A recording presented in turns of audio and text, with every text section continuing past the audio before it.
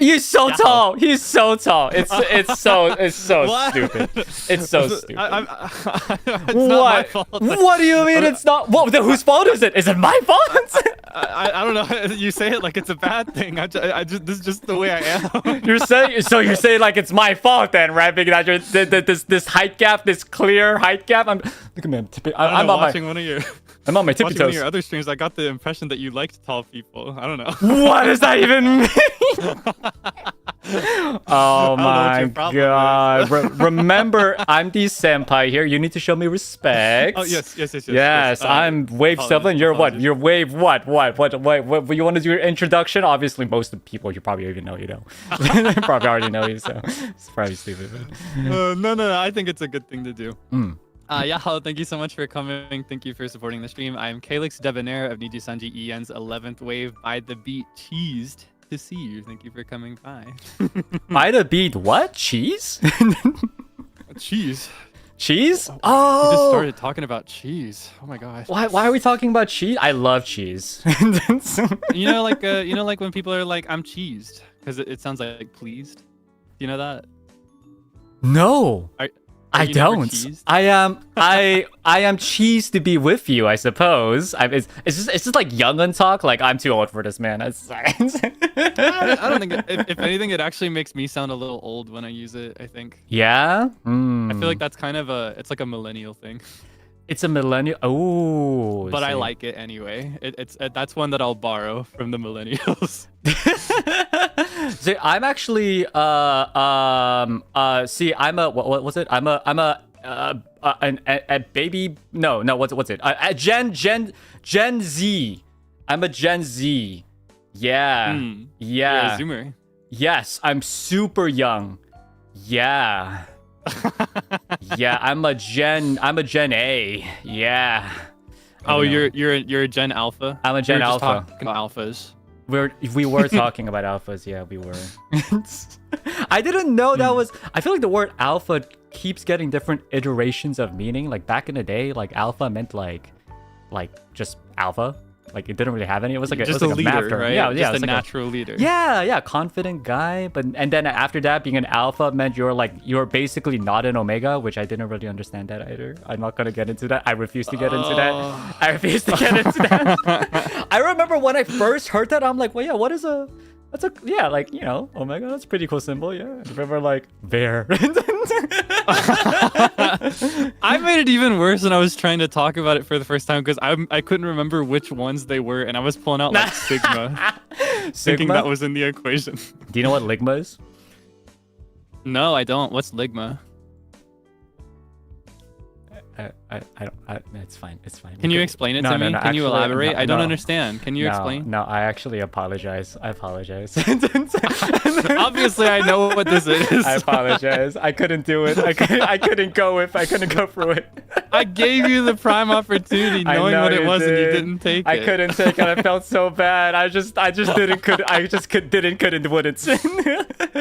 Oh, but man. hey, today's not about the Omegaverse. Today is actually something more family friendly, debatably. Well, I guess it could be about the Omegaverse hypothetically. Yeah, supposedly, yeah.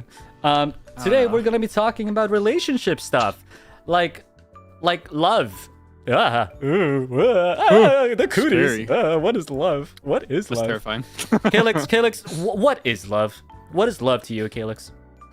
I think love is time spent. Mm-hmm.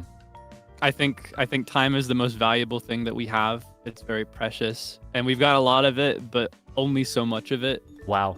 So I think choosing to spend it with or for somebody, I think that is love. Ooh. That's my personal theory. Wow. Okay. Yeah, that was deeper than I thought. That's pretty good. Wow. Oh, okay, that was really cool. No, I'll give you the content answer. Love is when you have two hockey players on opposing teams and they love each other really, really much, and they have I haven't seen Heated Rivalry. They have a cabin or something that they go to when they aren't playing. I haven't seen a single episode. I just know everybody's obsessed with it. What is bro talking about? Wait, do you not know about Heated Rivalry? Is that like it's like that one of those like dating shows or something? No, it's the BL of choice, but it's super mainstream right now. Like everybody's talking about it. Oh, sorry, I'm not a BL guy. I apologize. I wish I knew. I'm sorry, man. I don't really watch or read anything either, but it's so mainstream. That's why I know anything about it. Oh, well, do you think, is it a good read? Should I give it a try? Maybe I should give it a try. It's been recommended a bunch, the book and the... I say BL, but this is like a show, like a Western show. Oh. That's been made. Yeah. Okay. All right. But that's a rabbit hole conversation. Got it. No, I've been going crazy on Singles Inferno. I've been focusing on that one right now. So I didn't have time for BL. I had time for hot, beautiful ladies and hot, beautiful men in one island, doing like cooking carrots and like going to hotels and stuff. I don't know. It's confusing.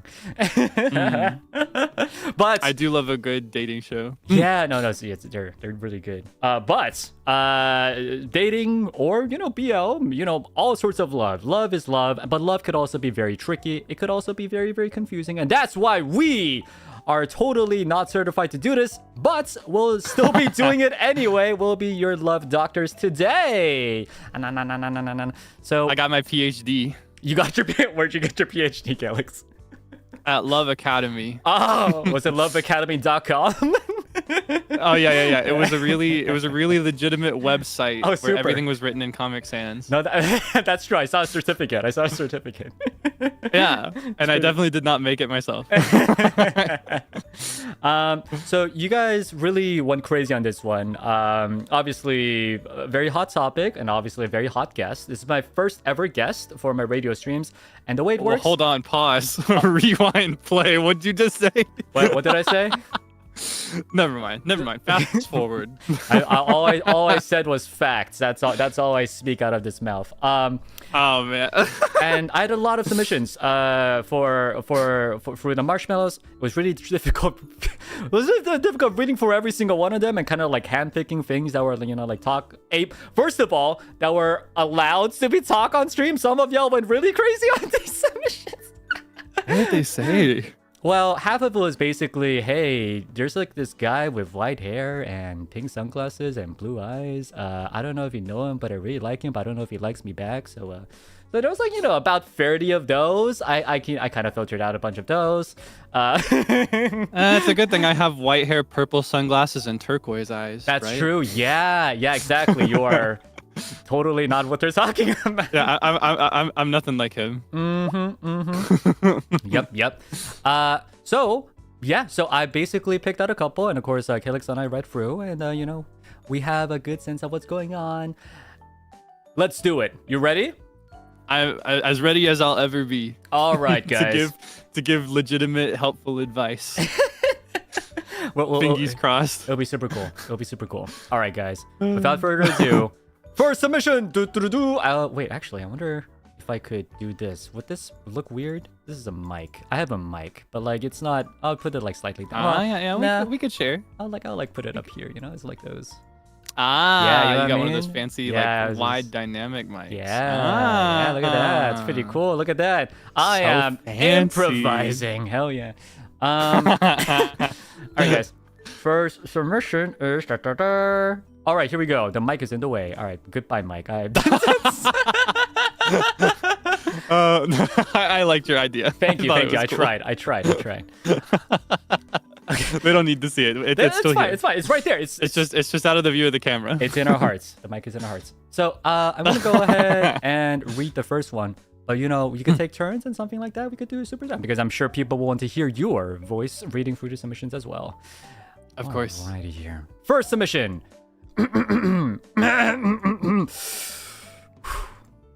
Recently, I've been thinking that I have a problem with the way I feel about things. In my previous relationship, when I tried to ask for the most basic things like an I love you message or some company, I often ended up arguing with my partner because apparently I was asking for too much or I was never satisfied. Now recently, someone else in my life told me again that my feelings are too overwhelming. And that my feelings are... and this person is not my partner, but someone I liked. And that made me think that maybe I am the problem. I know I'm an anxious person, but I never thought my feelings were too intense because I always tried to be careful when asking for something. So, how can I express my feelings without making others uncomfortable? Should I minimize them to make them easier to digest? Anyways, I'm currently single, and I think I'll be for a while because now I'm scared that the same thing will happen again. Oh no. I mean... Oh man. I'm a personal feeling. My personal belief is like if you feel a certain way, like you shouldn't be afraid to show it. You know, I don't think it's their fault at all. A big stance of mine is that you feel what you feel, and there's nothing to really change about that. You're not supposed to or not supposed to feel any certain way. I do think that there are some unspoken rules in play when it comes to expressing feelings. Especially when it comes to something called reciprocity. I think it can be very rewarding and fulfilling to be someone that expresses your feelings to others.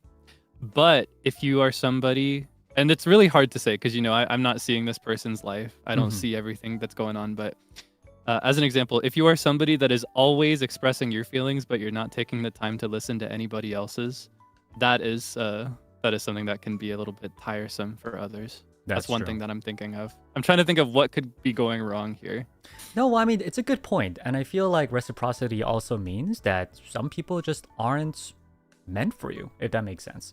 Like, yes. Right? Like if you, I mean, I'm an introverted guy and I appreciate it when I get to tell them, hey, you know, sometimes I need some time to grind on Genshin Impact or grind on Enfield, I need some time to myself, something like that. And if they don't understand that, then frankly speaking, maybe that's just not, they are, as the big word Kaelix himself said, they're not reciprocating to my feelings, you know? Yeah. And I feel You like got to meet people where they are. yeah, exactly. I mean, I do also feel like, you know, to some extent, you should be. I feel like there's no such thing as a perfect couple. I feel like every couple ends up kind of like, you know, tuning themselves, like tweaking themselves a little, so matching to others' personalities, to others, you know, preferences. But there are certain lines that shouldn't be crossed, and if someone's telling you that you're too overwhelming, then I don't think that someone is someone you should be caring about. I like that word. It's such a complicated thing because I see and agree with that.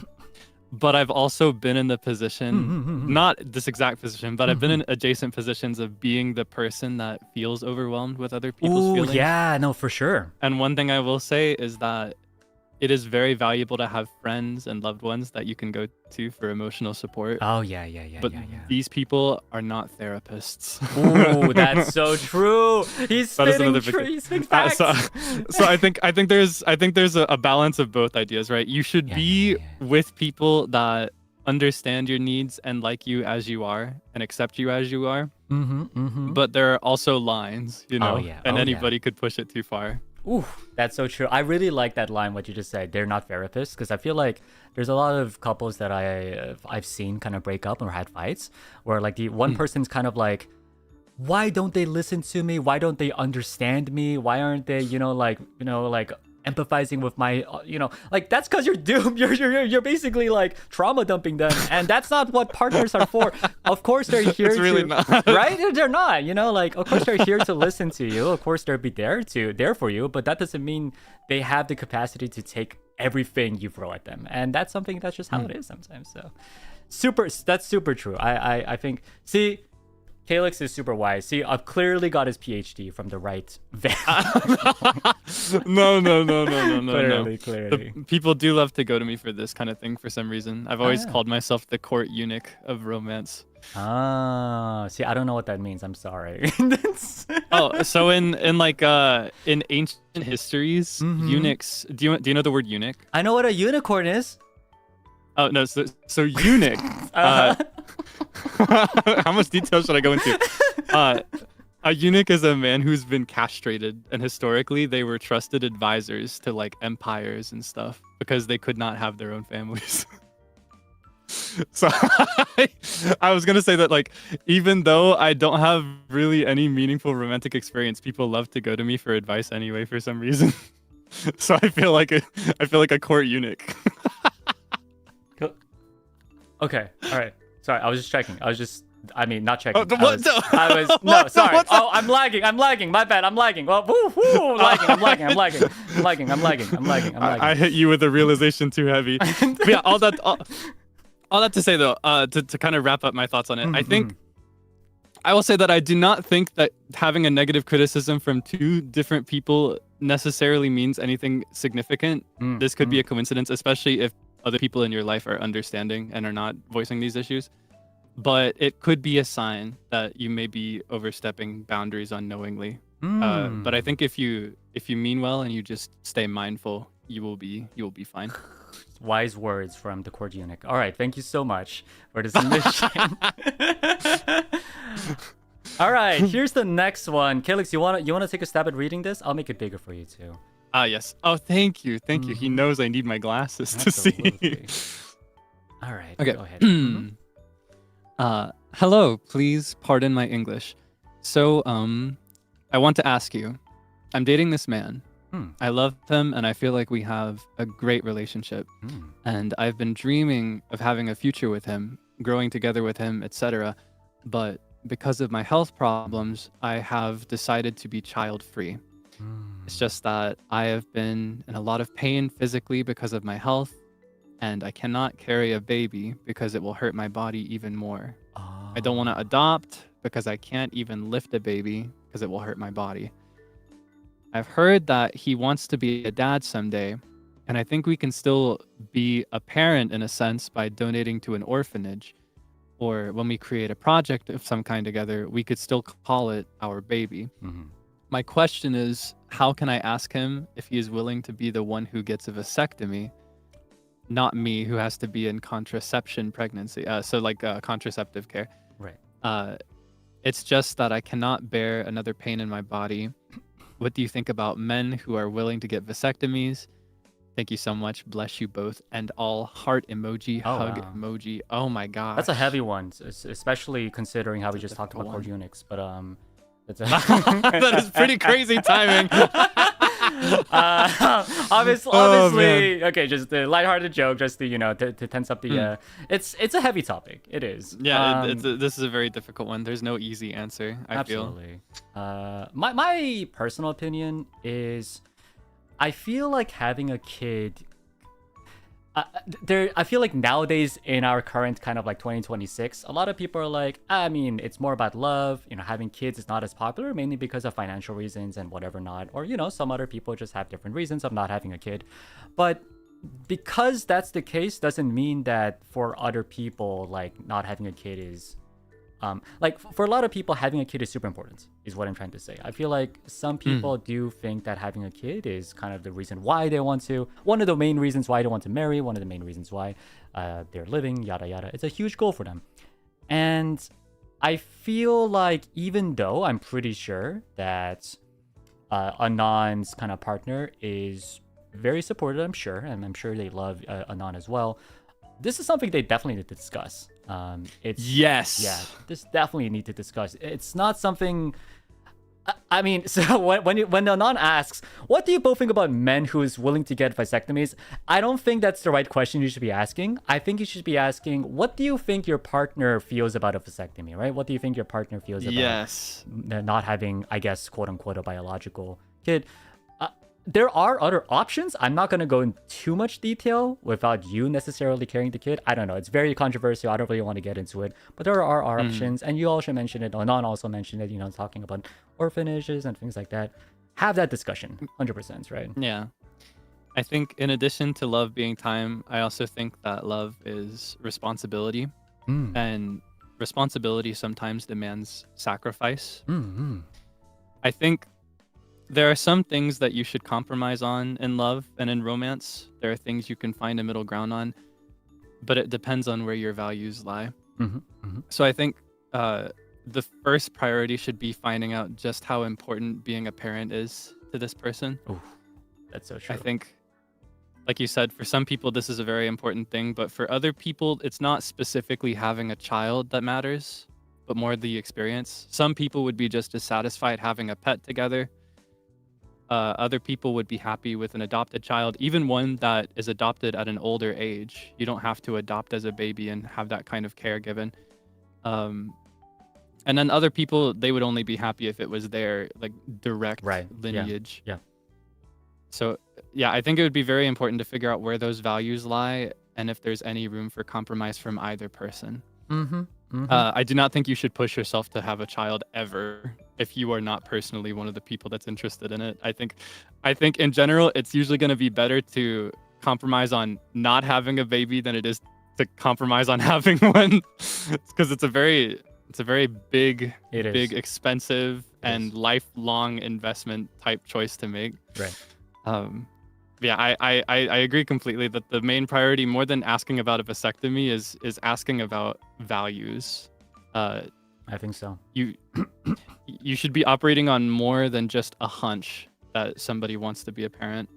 And that's an opportunity to explain your reasoning as well as to why you do not want to be one. And if you can find compromise, then that's great. And if not, then that is one of the problems to be solved. Absolutely. And I feel like these are solvable issues. I mean, I understand that you might be a little... I feel like the reason why you even brought up the idea about, what do you think about men who's willing to get vasectomy? It might be slightly because you're scared. Maybe perhaps to have this discussion. I feel like in any relationship or anything, talking about values and making clear about your values is so important. It's not even about pregnancy. Obviously, and Kaelix said this so true. Having a kid is a huge deal, and it's a huge burden on the carrier. Is it Kaelix? Is it still appropriate to say it for the woman to be carrying the kid? Like, is that still how it works in 2026? Oh my god! What the heck? I've been canceled so many times for like nobody's saying... gonna Is that so I think appropriate? using neutral language is nice, but I don't think anybody's gonna burn you at the stake for saying Okay. something like mother. Okay, got it. Oh my god. my I've been God. so traumatized, my guy. I've been so traumatized. It's like, wait. I was so expecting to say like someone on chat was like, wait, but Ver, not only women carry kids. I'm like, wow. I just saw my life flash before me about something that Inclusive didn't language happen. would be to say something like the person who bears the pregnancy, Right, or like right. you said, the carrier. Oh my but you God. can still say things like mother. That's fine. That's what I mother. think. That's Oh that's my- how I feel. I hope so too. Yeah. They're not gonna get you. Oh my god, 2026, man. It's hard for me. Hard for old men. Like me. It really is. man. It really is. All right, Unc. But yeah. I'm hey, rooting for you. hey. But long story short, thank you for the submission. I think you should sit down and have that nice discussion. Absolutely, though.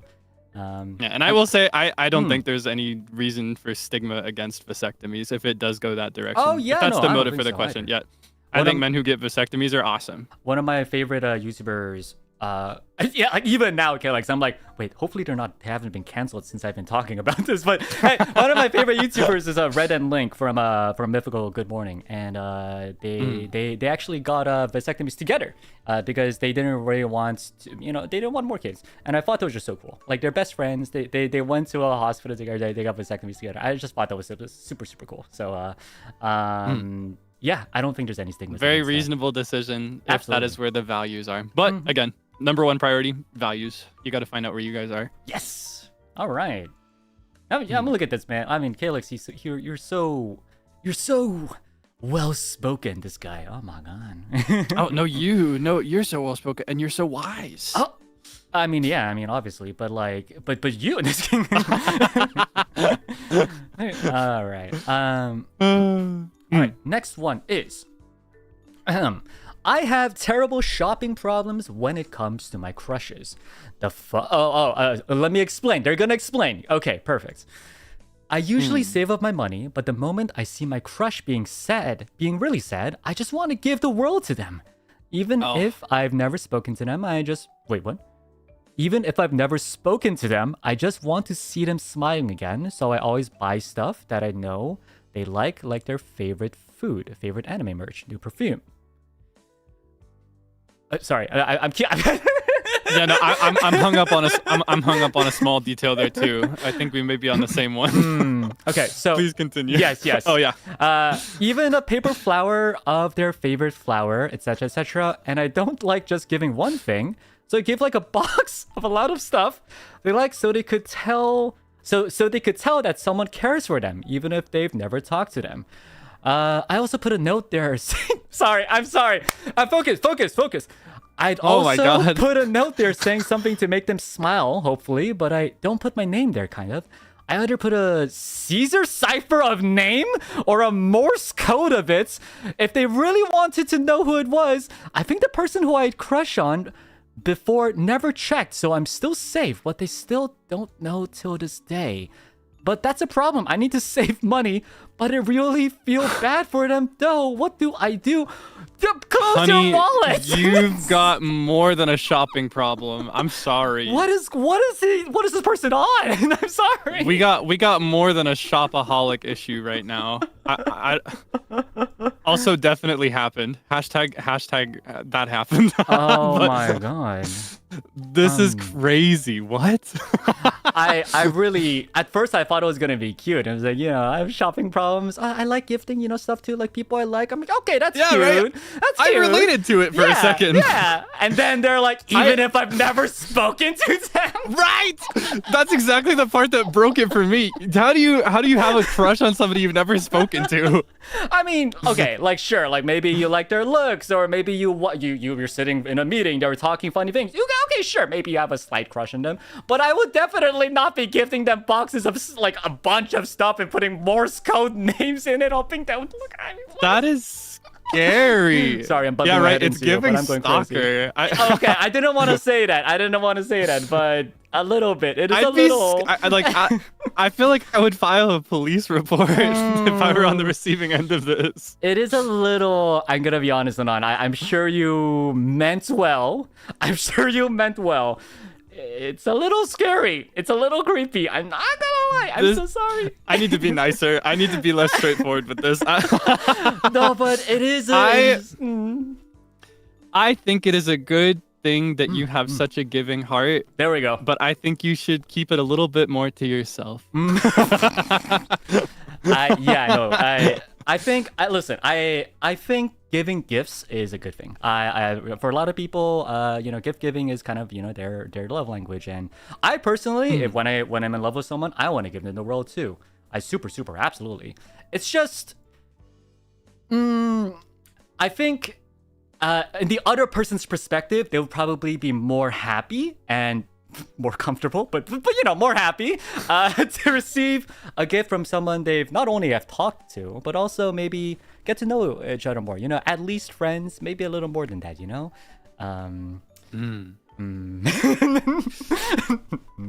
I think this behavior looks really good in an anime or perhaps a TV show. But in the real world, we operate on some different rules.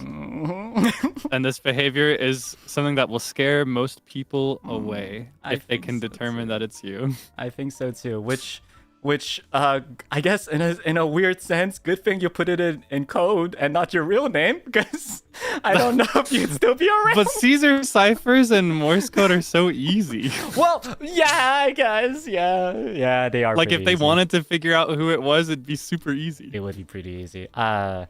Yeah, Anon, your heart's in the right place, but your execution needs a lot of work. Actually, not just a lot of work, it needs revamping. I think your heart is in a place. I think there are better places. There are better places your heart could be. Oh my god, you're so savage. You're so savage. Maybe, no, I need to be nicer. I need to be nicer. It's true though.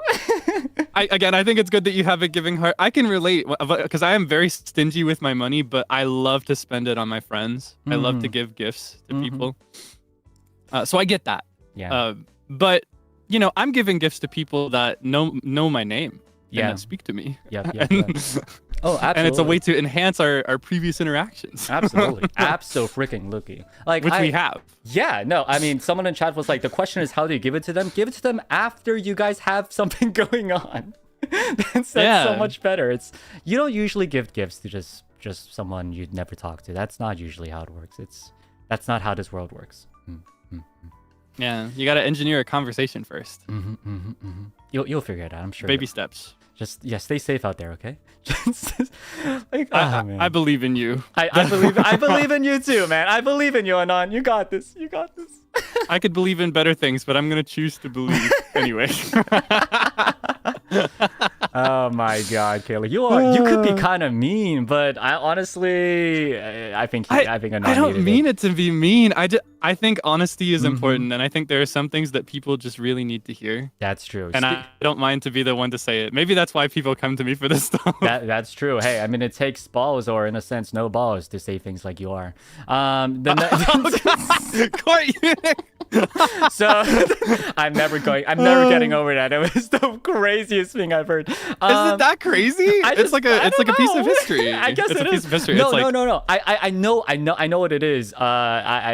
And now that you tell me what it is, I know what it is. It's just I just never heard anyone say I'm like a court eunuch before. Well, that's what I feel like. That's what I feel like. I have a bunch of my friends, male and female, coming to me for love advice. And I've got next to nothing under my belt. You know? Absolutely. And I'm glad you feel that way. So you want to read the next one? Yeah. Okay. I have been interested in someone. He's good looking, bright hair, tall, wears a pair of glasses, a gentleman. Whimsical would be the correct way to say that.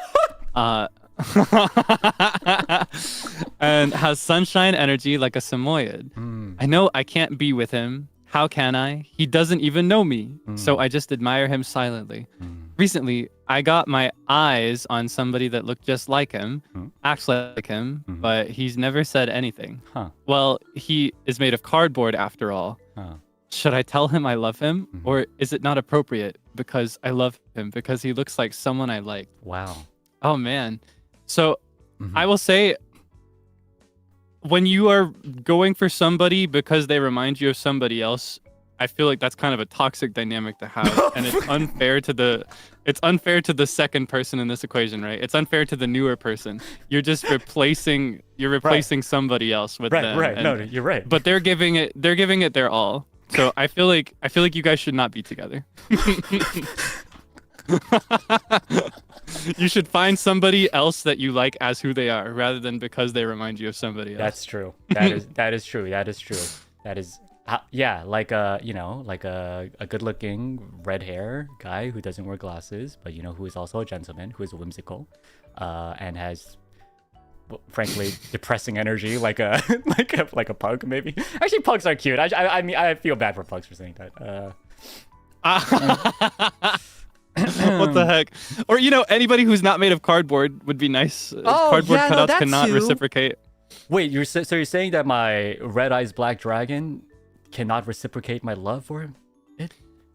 Well, if you feel that it reciprocates, then I guess that's valid. But so you're saying that my red eyes black dragon doesn't actually love me? No, but a blue eyes white dragon might. Kaelix, that's racist. Wait, what? What? That's crazy. All right. Well, thank you for that submission. Wow. Yep. Alrighty. Holy moly. I catch you on Kaelix. Sorry. All right. You're good. So, by the way, I didn't really see it, but I guess you do kind of look like a samoyed. I haven't really thought about it, but Oh yeah. Yeah. I could see it. I definitely see it. I've gotten that a lot. Yeah. What if you could call me a dog? What kind of dog do you think I am? Ooh, I'm really bad at knowing what they're called, but I have one in my brain. I'm just gonna have to describe what it looks like. I think it's one of those smaller ones. It has really dark fur and the floppy ears, and at the tip of the ears, it's like an orangish brownish color. As a dachshund. Yes, I think you'd be one of those guys. Okay, actually, yeah, I take it. I like dachshunds. Yeah, that's actually. I think you got that energy. Okay. Did it have to be small though? It could be a particularly large one if you want. Okay. I'll take particularly large sausage dog. I'll take that. Yes. Not a euphemism or anything. I actually didn't even think about. I thought it was on purpose. It was not. No, I was just reading on chat. I was like, oh yeah, sausage dog is what you call it, right? Oh my god. Yeah, oh dude. All right. Listen. Moving on. Yes. So, bow wow. So, I'm going to start this off by saying this one is a friendship relationship problem. Okay. Oh, I love those. So first, my love language is gift giving. Hey, you and the other person. Anyway, among some other things, I don't spend excessively on gifts, but I do try to get something I know my friends want. That brings me to a small story. Yay! I had a friend who I really liked hanging out with. She was cool and shared a lot of my interests. So for her birthday, which was during school holidays, I spent about $30 on a bunch of different merch, keychains and badges of her favorite EN Stars character. Or is it, I think they just call it N Stars, right? N Stars. OnStars. It stands for Ensemble Stars. Ah, there we go. I should try it again. No, you shouldn't. Please continue. All right. I gave it to her when school reopens, but she never thanked me for it. And later on, after a month of ghosting, she tells me she thinks I'm spending so much on my friends, or offering to pay when they need something small is me showing off my wealth. And she thought that made me a bit of a bee.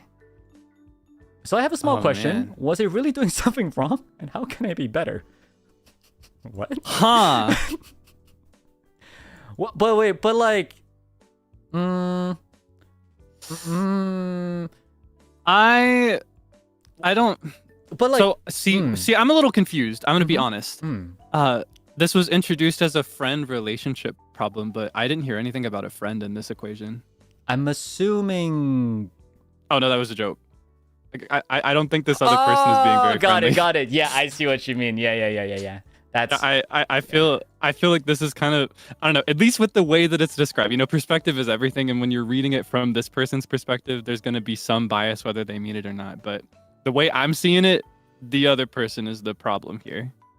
100%. I mean, first for starters, $30 on a bunch of different merch is more than reasonable. I feel like that's not like, it's not like you're giving people like I don't know, like Chanel bags or like brand name, you know, like I don't know, lipsticks, and be like giving them away like goodies. Like that could be like, huh, all right, well, I mean, I get it, but like this is just out of goodwill, you know, like you're buying different merch of you know, their favorite character, right, their favorite OnStar character, which Kaelix apparently absolutely hates, and no, he absolutely hates it. I have a deep history with OnStars, and I think it's one of those rabbit holes where if you can avoid it, it might be better to avoid it. Well noted. Love it dearly. Yeah. Do not recommend. Okay. It's one of those. I have 1,000 hours. No, I do not recommend this game. I have a couple but yeah, of those too. I don't know. A couple of those too. I think it's a totally reasonable amount to have spent. I think it's thoughtful. It's with somebody that you like and that you know and that you're on speaking terms with, and you're demonstrating a recollection of their interests too, which is a really good way to show somebody that you like them and that you pay attention, is to get them something they actually would like to have. Right. Yeah, I don't. Nothing really stands out to me as anything wrong on Anon's part. Me neither.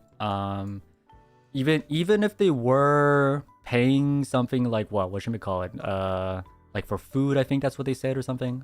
Yeah, spending so much offering to pay when they need something small. I mean, that's just kindness. I don't get it. I really don't understand. Yeah, I feel like your friend needs to, well, honestly, I think you need to reconsider whether that person is really a friend or not. Maybe that friend's unreasonably jealous or something. I don't know. But yeah, you're totally fine. You're doing just fine. And but I will still give a more neutral, because again, perspective is everything, and there could be bias unknowingly. I will say that I've been in the perspective of having people offer to pay for things for me in a way that was very condescending in the past, and that's not a very good feeling to have. But I don't know, just the way that they delivered that to you makes me feel like it's probably a them problem. But I guess be mindful that you aren't coming off as condescending, I guess, but I think you're fine. I mean, what would be an example of a condescending way to pay for dinner?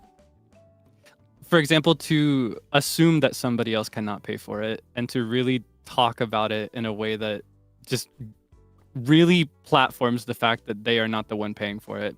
If it's a matter of just simply volunteering, that's fine.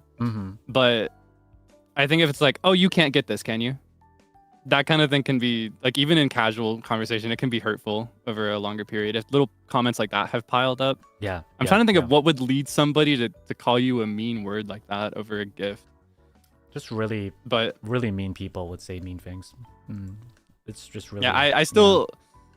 I get the impression that you mean well and that you've done nothing wrong. But I guess that could be a thing to be mindful of, I guess. No, it's a good point. Case. It's a good point. You know, as I like to say on my channel, don't be a dick. It's just really that simple. It's just don't be a dick. If you... But yeah, I don't think it seems like it's your issue. But yeah. And I was just reading through this. I just kept thinking... I feel like the previous Anon could take some notes here. Like, yeah, this is how you give a gift. Exactly. First of all, they are friends they really like hanging out with. And, you know, you spend only about $30 and you give them something they're interested in. Not just freaking perfume and, like, paper I'm sorry. I keep going. Not to mention, they're giving it to somebody who likes OnStars. That tells me everything I need to know about this other person's profile. Oh, yeah. There's some bitter people who love this game. Oh my god! I gotta look into this history of yours of OnStars. This is crazy. Alrighty, Kaelix, you wanna take the next one? I got it. I'm not in any relationships, nor do I have any plans on it, but I have this close friend of mine who I do study sessions with. They tend to bring their significant other to join like 90% of the time. At first, I didn't mind, but recently they just broke up. So you'll at least expect them to not interact whatsoever. No, they still interact, my friend claims that they're just friends, and while I would believe it, they just do most coupley things ever. They do the most coupley things ever to each other every time me and my friend have a study session. If this were the past me, I wouldn't mind, but I'm genuinely uncomfortable with the two of them together now that I knew what actually happened between them. I want to kick the significant other out, but I don't want to be rude. Plus, our exams are literally next week. Okay. Sorry. But I genuinely feel so uncomfortable that I don't know what to do. So tell me, Mr. Love Advisors, Vermillion, and Debonair, what exactly should I do? Oh my Holy God. moly. We're love advisors? Oh, sorry. You're right. Yeah. Right. Yeah, focusing on Certified. Certified. Sorry, the last part. I felt pretty cool too. I know, Love right? It Advisor, felt Debonair good. I like that has title. A ring to yeah. it. Love Advisor, Debonair, and Vermillion. I like it. It has a ring to it. I think for me the biggest as a used to be students, I think right now you should for beginners do whatever would most prepare you for the exam. It's next week. You shouldn't be thinking about this. Worst case scenario, just start studying alone till the exam. I was gonna say the same thing. It seems like this is clearly affecting you. Try to not think about it. I don't think you should try to push for a change right now, especially with exams so quickly, unless you feel like there's a reason to, if that makes sense. But as for the goodness of this, I know a person who literally broke up with someone, but they just would still like laugh at their texts and still interact with them so positively. At first I thought that was weird, and I still think it is low-key, but I guess it kind of depends on the person. I guess what I'm trying to say is I do feel sorry for you on that. I don't think this, and as the friend, as someone who you've seen the breakup, you know what's happening. It is probably very uncomfortable for you. But I'm also slightly of the mind, this could be a little controversial, but I'm also of the mind of kind of just let them be almost. If they choose to love each other, if they're happy with together, I feel like that's more important, low-key. But you should be studying with someone else. That's exactly what I was going to say. I think when a relationship ends, a very healthy choice and a very healthy play is to create some like absolute distance so that you can move on and so the dynamic can change. And then maybe after a break apart, you can be friends. Some people choose to just go straight into being friends. And then other people, it's complicated. You've got a lot of heavy feelings that you have to move on from. And that dynamic can be very difficult to adjust. Some people are just no longer dating formally, but there's still a lot of overlap there. But at the end of the day, the way that I would put it is maybe a bit, I guess maybe I am mean with this stuff. I would say that as uncomfortable as it makes you, ultimately it is not your business, unfortunately.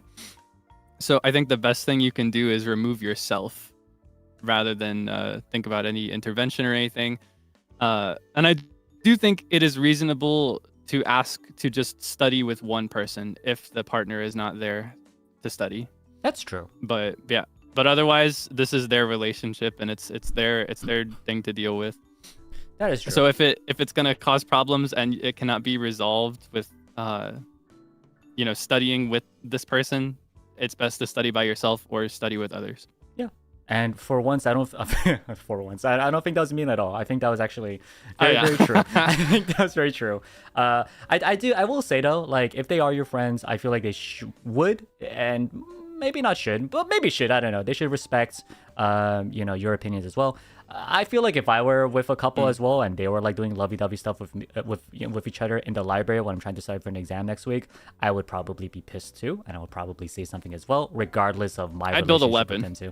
You would what now? I'd build a weapon. Okay, sure, yeah. I'm gonna be clear. I think their behavior is super annoying here. Yeah, no, absolutely. No, we do feel bad for you, Anon. 100%. It's annoying. Just to be clear. Just to be clear, yeah. No. If we were there, we'll probably break them up too. We'll probably just sit between them and be like, all right, let's study, guys. let's get back to work. But I still though, I think it is their thing, and if it makes you that uncomfortable, I think the best thing you can do is just remove yourself rather than try to separate them. Yes. I think that's super true. But in general, though, don't bring weapons to the library, Kaelix. I wouldn't actually. It's hyperbole. I really don't know at this point. Kaelix, my guy. Kaelix, my guy. I don't know, man. What the heck? I thought you were a peace-loving, like, you know, Samoyan, but now you're like a. I am. I would never. Mm-hmm. I would never bring a weapon to a library. I'd never hurt anybody. Mm-hmm. I wouldn't hurt a fly.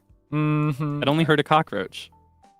I mean, but that's justice. Okay. The No, next, right? Yeah, it's I did I ever tell you the story? I was Mm. in college. I was taking a shower and I was looking for my shower caddy and I fell to tennis. Oh, It was so bad. oh, that makes me sick. It was Oh, I so can't. I bad. can't. I can't. I can't. I It can't. I was can't. I can't. I really can't. I can't. bad. It was really bad. Yeah, ever since, man. But anyway. Hey guys, is astrology really accurate? My boyfriend and I have been dating for 3 months, but everyone says our zodiac. Sorry. Everyone says our zodiac signs are incompatible and we'll break up sooner or later. We don't. Sorry. We don't know much about astrology, so I'm wondering if it really matters. I'm trying so hard to be respectful. I'm trying so hard to be woke. This is so funny to me. I think when it comes to, I'm kind of known for this among my community. I think I am at my least woke and my least respectable when it comes to things like astrology and horoscopes and tarot and pseudoscience. So you're known in your community as the least woke court eunuch. No, I think I'm known to be pretty woke, but specifically with things like this, I take a very strong, honestly, even aggressive at times stance against it. Okay. I respect that people can practice it and study it and enjoy it. And if it brings you joy, then that's awesome. But ultimately, I will say personally, I think astrology is nothing but confirmation bias, and it should never be used to verify or determine the course of a relationship or of any important business decision or anything of any value whatsoever. Whoa. And if you let it do that for you, then I feel like you're going to get into trouble. But Kaelix, our planet's Mars, I'm Mars and the other person's Venus, and our moon signs are like on the same solar system scale or something. I'm living on Earth and I've got a job. I can't. It's true. It's true. It's true. I'm sorry. I think these things can be great if they offer comfort and if they give you confidence in your decisions. But if it gives you a lack of confidence in a decision, then that is not a good thing. All right, 100%. I will say. And I'll take a I guess more woke quote. Is this even woke? A different stance. I find astrology very fun. And I'm also the kind of person who thinks that like things happen for a reason, kind of vibes. I like to feel so. I'm a religious person, and that's probably also why. But I always kind of feel like, you know, there's reason to things that happen in this world. Now, when it comes to astrology, do I think it therefore should define how your relationship works, or do I feel like, you know, the way the stars align therefore give you personality? No, I don't think so. I don't think so. Even as someone who thinks that things happen for a reason, I feel like that's absolutely just for funs. Now, whether you believe that or not, that's really up to you. If you sit down and you think, okay, because I'm a what am I? I think I'm a Leo. I forget. August 25. I forget. But you know, sometimes I look up. I think August is. I think I'm a Leo, right? Is it Virgo? I'm a Virgo. I'm a Virgo. Yes, I'm a Virgo. I think August, September is like Virgo. I'm Scorpio. Virgo Vermillion. See. So I'm a Virgo, and I like looking at horoscopes. And sometimes, you know, if my horoscope says, "Be careful of the sidewalk" or something, I'll be careful of the sidewalk, 100%. But how should I say this? You shouldn't, because it looks like you don't even believe really in astrology. You just kind of have like Anon, at least, you know, as like having, you know, shifting feelings because of what other people are saying. And in my opinion, you should never let what other people say define how you feel about a person. Of course, they could give advice, and maybe they'll give a good, very important, you know, like third-person perspective. But you shouldn't. You should be the one to make that decision, right? I don't think you should be hearing from other people saying, "Hey, your astrology signs don't match. I think therefore you guys should break up," when you don't feel that way. If you really feel like you like your boyfriend, that's really all that matters. And yeah, it's just, yeah, it's silly. I think it's just really silly.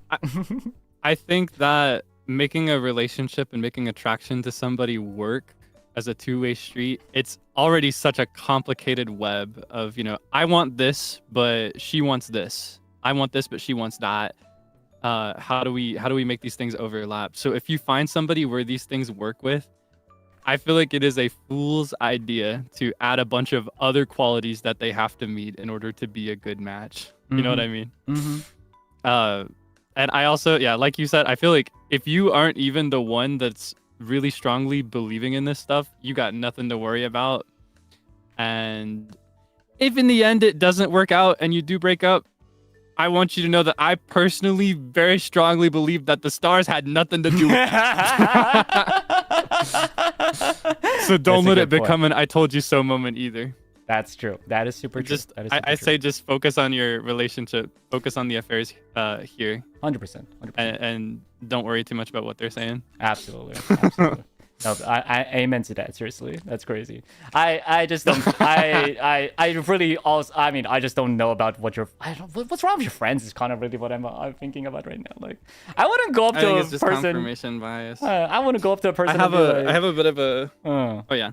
No, I was just gonna say I wouldn't go up to a person and be like, you and your boyfriend should break up because your star signs don't match. I would never say that to anyone. That's so weird.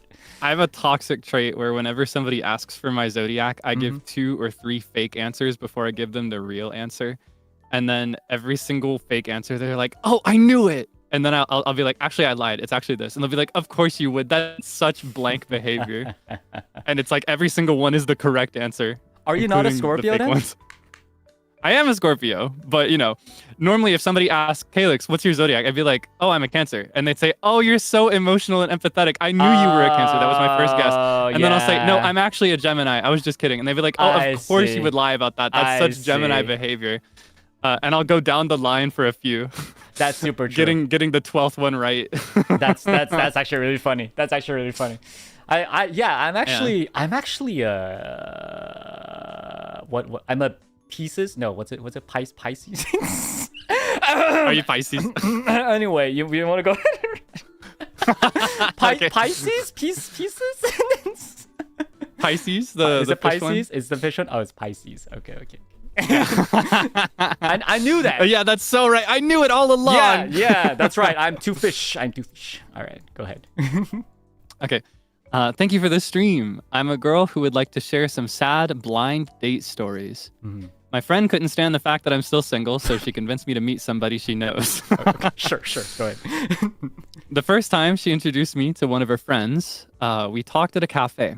But about a week later, the guy suddenly confessed to a girl he had secretly liked for a long time, someone my friend didn't even know about. After apologizing, my friend decided to introduce me to her cousin instead. Her cousin is a very busy doctor who seemed to have no time for dating. However, not long after that, he came out of the closet, which completely shocked my friend. When she suggested a blind date for the 3rd time, I refused.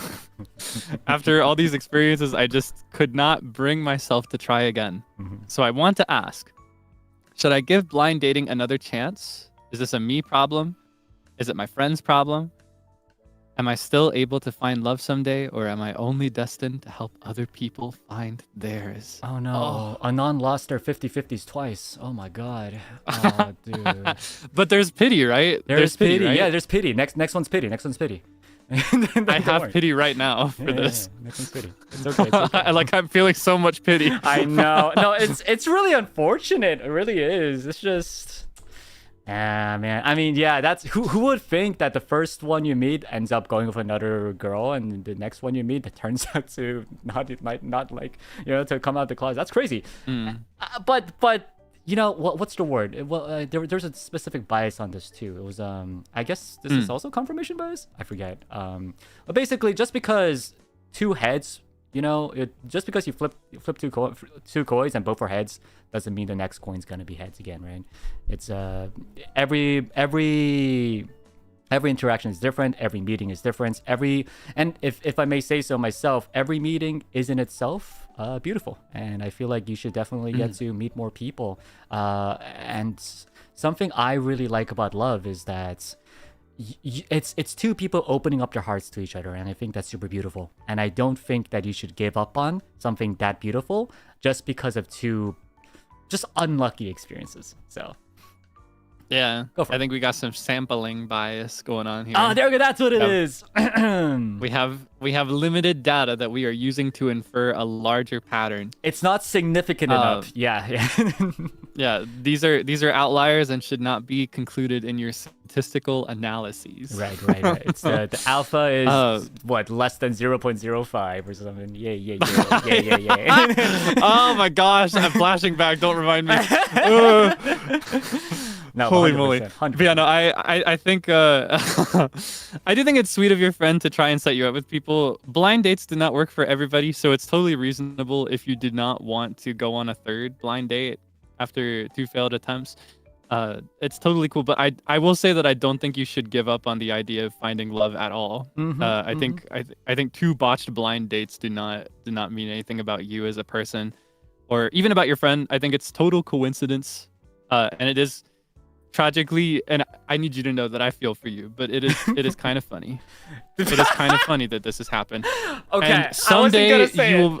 it. will. I'm gonna say it. I don't care. I'm gonna say it. Pretty funny. But someday, here's the thing. Someday, I feel that you will find love, and it will be the funniest thing in the world Yes, to you. That yes. this is the path you took to find it. You're going to laugh And you will about tell it. that story, Mm-hmm. and you're gonna be such a good raconteur. You're gonna be a really good storyteller. Yes. You'll recount these experiences, and everybody will think you're so sociable and awesome. No one else would have the experience like you, and it's in a sense that's pretty cool too. You have a very unique experience, and it's also really funny. But hey. Next time you'll hit pity. You'll be fine. I personally, I think I would give it a third try just because I like the number 3. I would take the third idea and no more Right. after that. If You that did didn't say work. that. You did say your favorite number is 3. Yeah. Third time's the charm. Yeah, it's my Yeah. favorite number. Third time is the charm. Mm-hmm. I would give your friend one more chance. Your friend seems like a really cool person, by the way. Just want to say. But that's just me. Yeah. Oh yeah, no, I think it's sweet that they want to set you up with people, but also not their business. So you should feel free to set a boundary if you've had absolutely. enough of that. Yeah. Yeah. That's All really- right. It's really funny. I mean, it's kind of goofy. It's the Oh goofiest my string of God. coincidences. It's like a cartoon kind I of know. experience. It's literally from like an Or like a anime soap or opera. something. Yeah. Telenovela. Yep. Yo, my relationship problem isn't really a problem. All right, moving on. Next one. Yeah, next one. And it's honestly kind of embarrassing. I love when my girlfriend sits on my lap. All right, next one. Hi. Yeah, okay. It's cute, my favorite cuddle position, but she's super insecure about her weights. Objectively, she's super light, like borderline underweight. Okay, but she still feels self-conscious. Whenever she sits on my lap, it's only for like 1 to 2 minutes before she gets up. Okay. You could say she doesn't like lap sitting, but when she's tired or sick, she'll sit or lay on me all day with no issue. And it's adorable. When she's fully aware / sober, though, she sorry. in comparison to she'll perch on the edge of my lap or even hover so there's barely any weight on me. It's wild because she's so light and I don't get how she thinks she's heavy. So yeah, would love any advice on how to help her feel more comfortable sitting on my lap, or at least stop thinking she's too heavy when she definitely isn't. Oh man. Bro just showed off. That is just flexing on one hand, but I feel like there's rather than a relationship problem, there is like a different kind of problem here that could be in play, and it's a much harder one to solve for somebody else, I think. Well, when it comes to insecurities of appearance or weight, right? Yeah.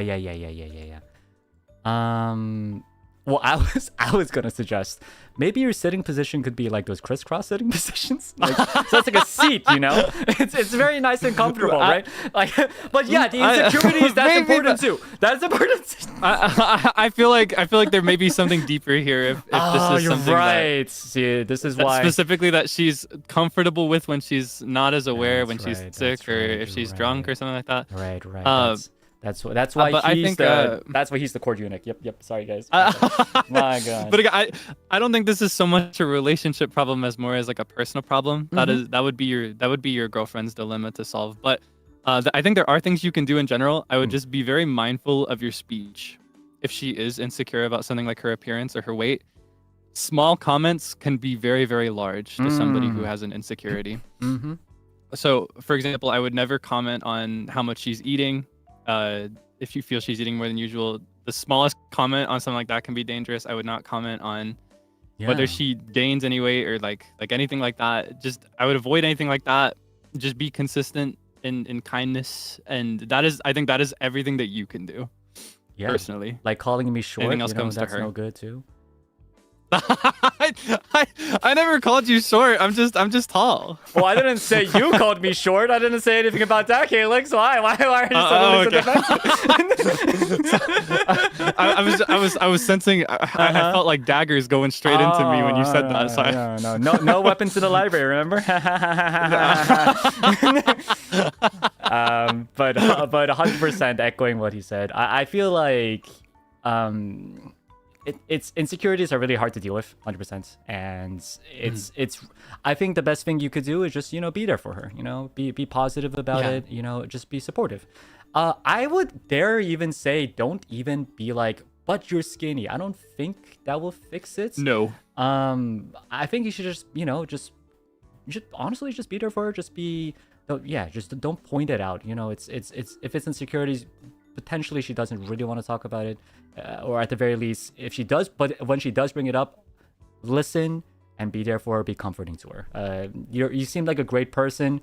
It's clear that you love this person. The fact that you're even asking about how to sit them more comfortably on your lap shows that you love them, and I'm happy for you. Also hate you for it, but I'm happy for you, and I'm sure you'll you want somebody to sit on your lap.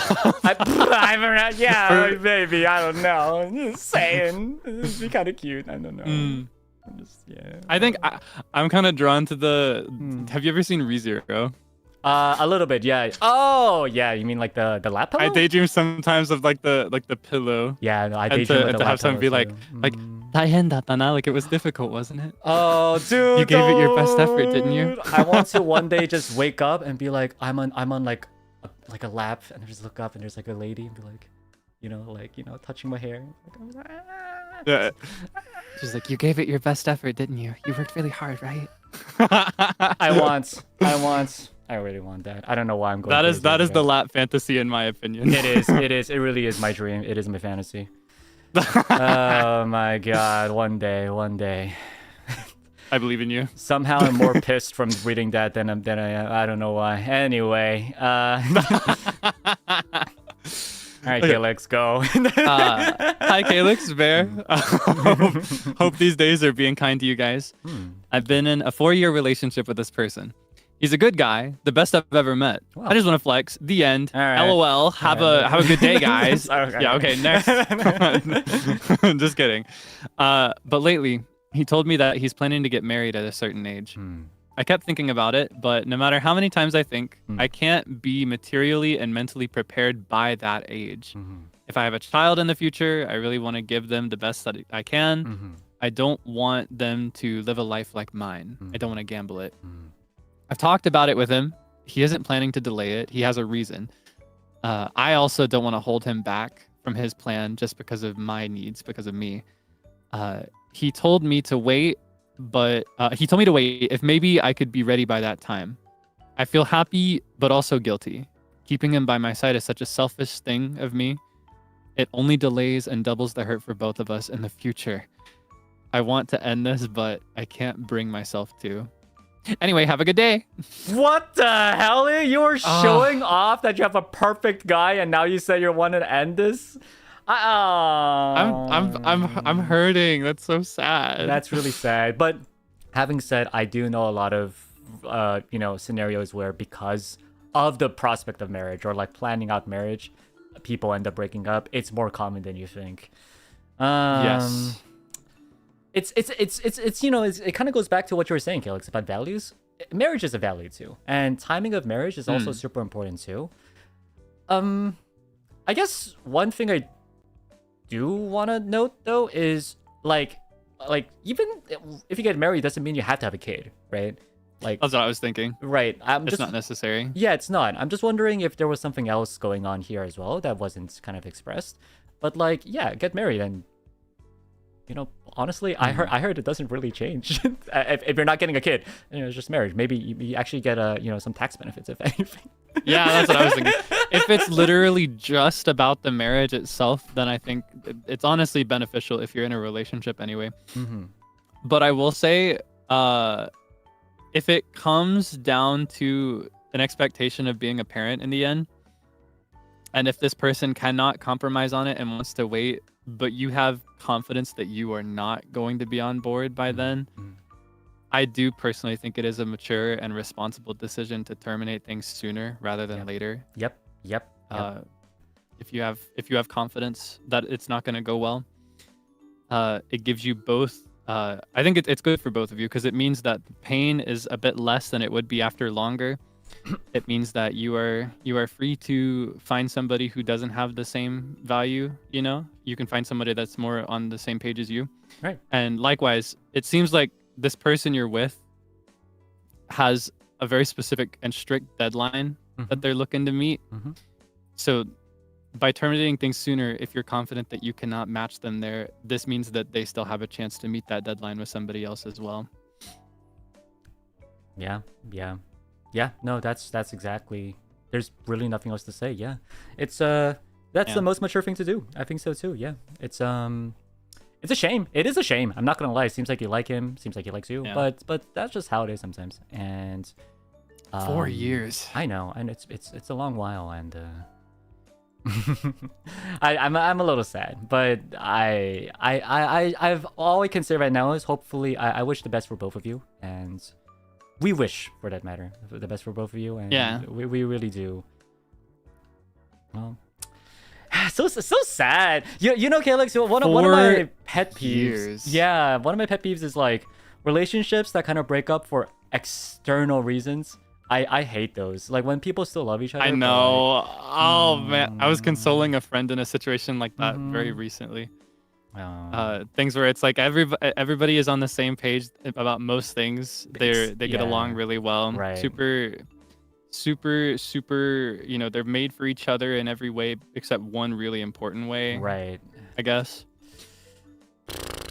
Yeah, I think it's worth fighting for, and it's worth finding compromise. But if you know that you're not going to find compromise, I'd peel it off as quickly as possible. Rip that band-aid off, and it's okay. Scars heal. Alrighty. Hey, we're doing pretty good. We're gonna be going for about another hour, so should be maybe another more 10, so it should be pretty good. We're going pretty halfway point. How are you doing? How are you doing, Kaelix? You want a break? I'm great. I'm invested. I'm on a roller coaster of emotions. Yeah, I know. Yeah, I'm good to go. From like super, super like lovey to super judgmental to super bringing weapons to the library, right, Kaelix? I wouldn't actually do it. I'd be imagining it though. If I was trying to study and people were up in there smooching and like kissing each other's ears. Yeah, I'd bring a frying pan too and be like, I'm gonna send you to Mexico. All right, so yeah. I just wanted to say thank you everyone for the submissions. It's really thanks to you guys that we're doing this.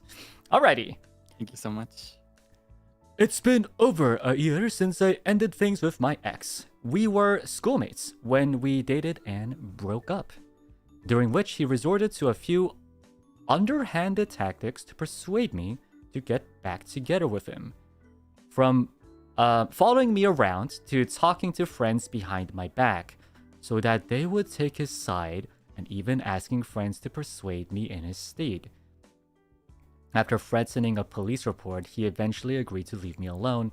Since then, I've been healing and moved on. However, he recently reached out again.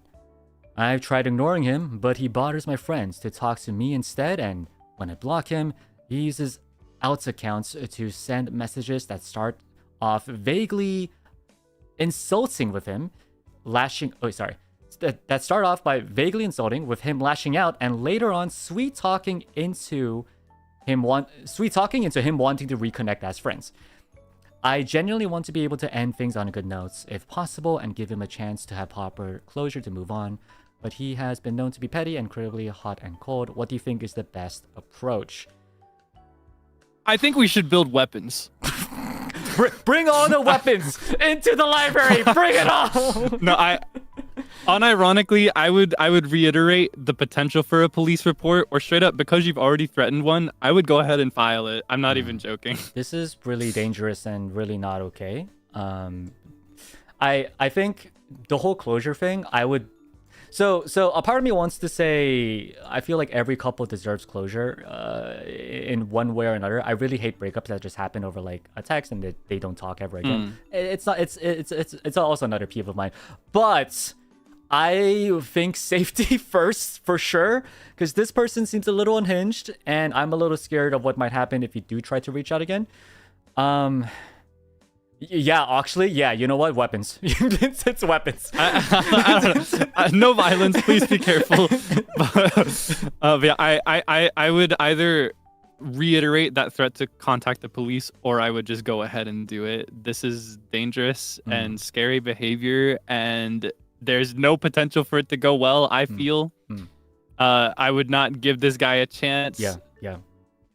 The best case scenario, this guy is desperate, and that's also wildly unattractive. Right. Oh yeah, no, that is. Like, this is the best case scenario where his intentions are not scary; they're just weird. Still a red flag on a red flag on a red flag. I would cut him off as strictly and coldly as possible. Closure is nice, but it's not deserved. It's not like, what is the word? We are not entitled to closure in everything. That's what I'll say. I feel like and it's a two-way street. Right. Ever since he was acting like this, he basically lost all reason or all, privileges of getting that closure. I'm sorry, is it a he? I'm sorry. Again, I'm scared, Kaelix. I don't want to. Yeah, but it looks like it's a he. Yeah. You don't need to be so scared. It's not that complicated. No, but he's clearly crossing boundaries that he shouldn't be. And honestly, I pray for safety and make sure. Yeah, it's I think the best course of action, if you don't actually want to file police, which I think you should, is well, they don't know, as long as he doesn't know where you live. I feel like just maybe blocking and asking your friends, all of your friends, to just block him off might be a good way. They just cut him off entirely from your life. But I guess, how should I say this? Some people who are like this kind of aren't easy on giving up, is all I'm gonna say. And I feel like being careful and being safe should be your priority. If you live near or with anybody, you should let them know about this too, just in case. Yep. Yeah, please stay safe. This is not right. This is not okay. My God, it's crazy. I feel like, Kaelix, I've been through breakups before, and like for me, when every breakup I've had was always NG. It was always making me very sad, and it made me very upset. And sometimes, it made me feel like, oh, how could they do this to me? But never, and I feel like this should be so true. Never should anyone feel that they're entitled to the other person's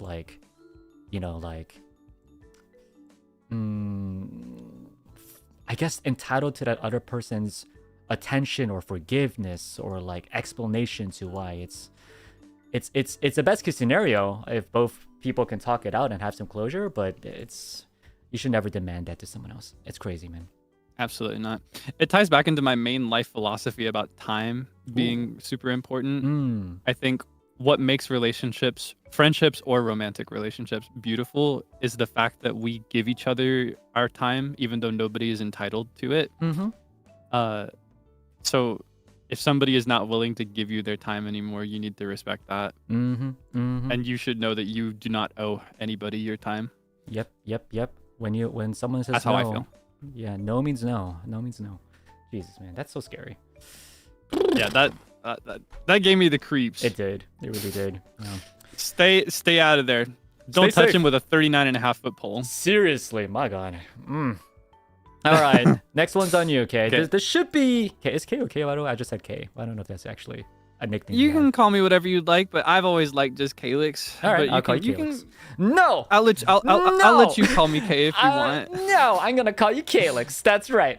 You can call me K, but only if it's just the letter K. I just specifically have never really liked the KAE thing.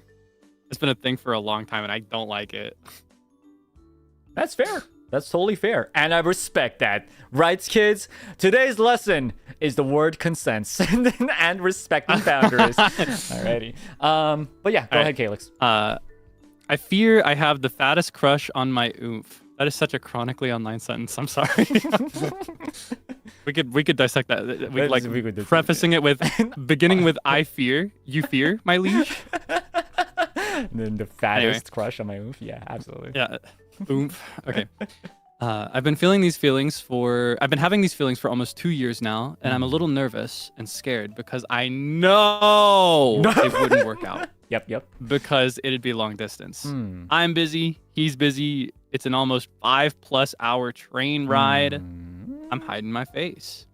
Yes, I was honestly getting ready to attempt and get rid of these feelings, but then they sent me a text saying how they miss me and wish we could talk more.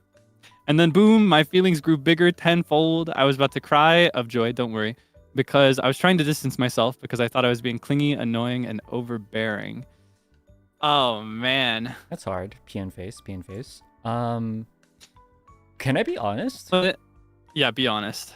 Long distance, yeah, is difficult, but 5+ hours is both long, but also not that far, low-key. I've seen so much worse. They could be on the other side of the world. Yeah. It could be a flight. And a train ride that is manageable. Yeah, it's That's like a day trip. Exactly. I mean, by if we it'd probably be by plane, it's probably about like an hour, maybe 2 hours. It's really not as bad as you think. I get it. Like, okay, so I did long distance before, and it sucks. Like the idea of having had those moments of like, just having that person you love next to you, you're flirting or whatever, eating, blah blah yada yada. It's nice, and then kind of losing that, it sucks 100%. But that's still manageable as long as you guys are able to do things. Just because you guys are apart doesn't mean that there's no more love. That doesn't mean that your relationship is on halts, right? You could play games, you could go on Discord, you do whatever you want, really.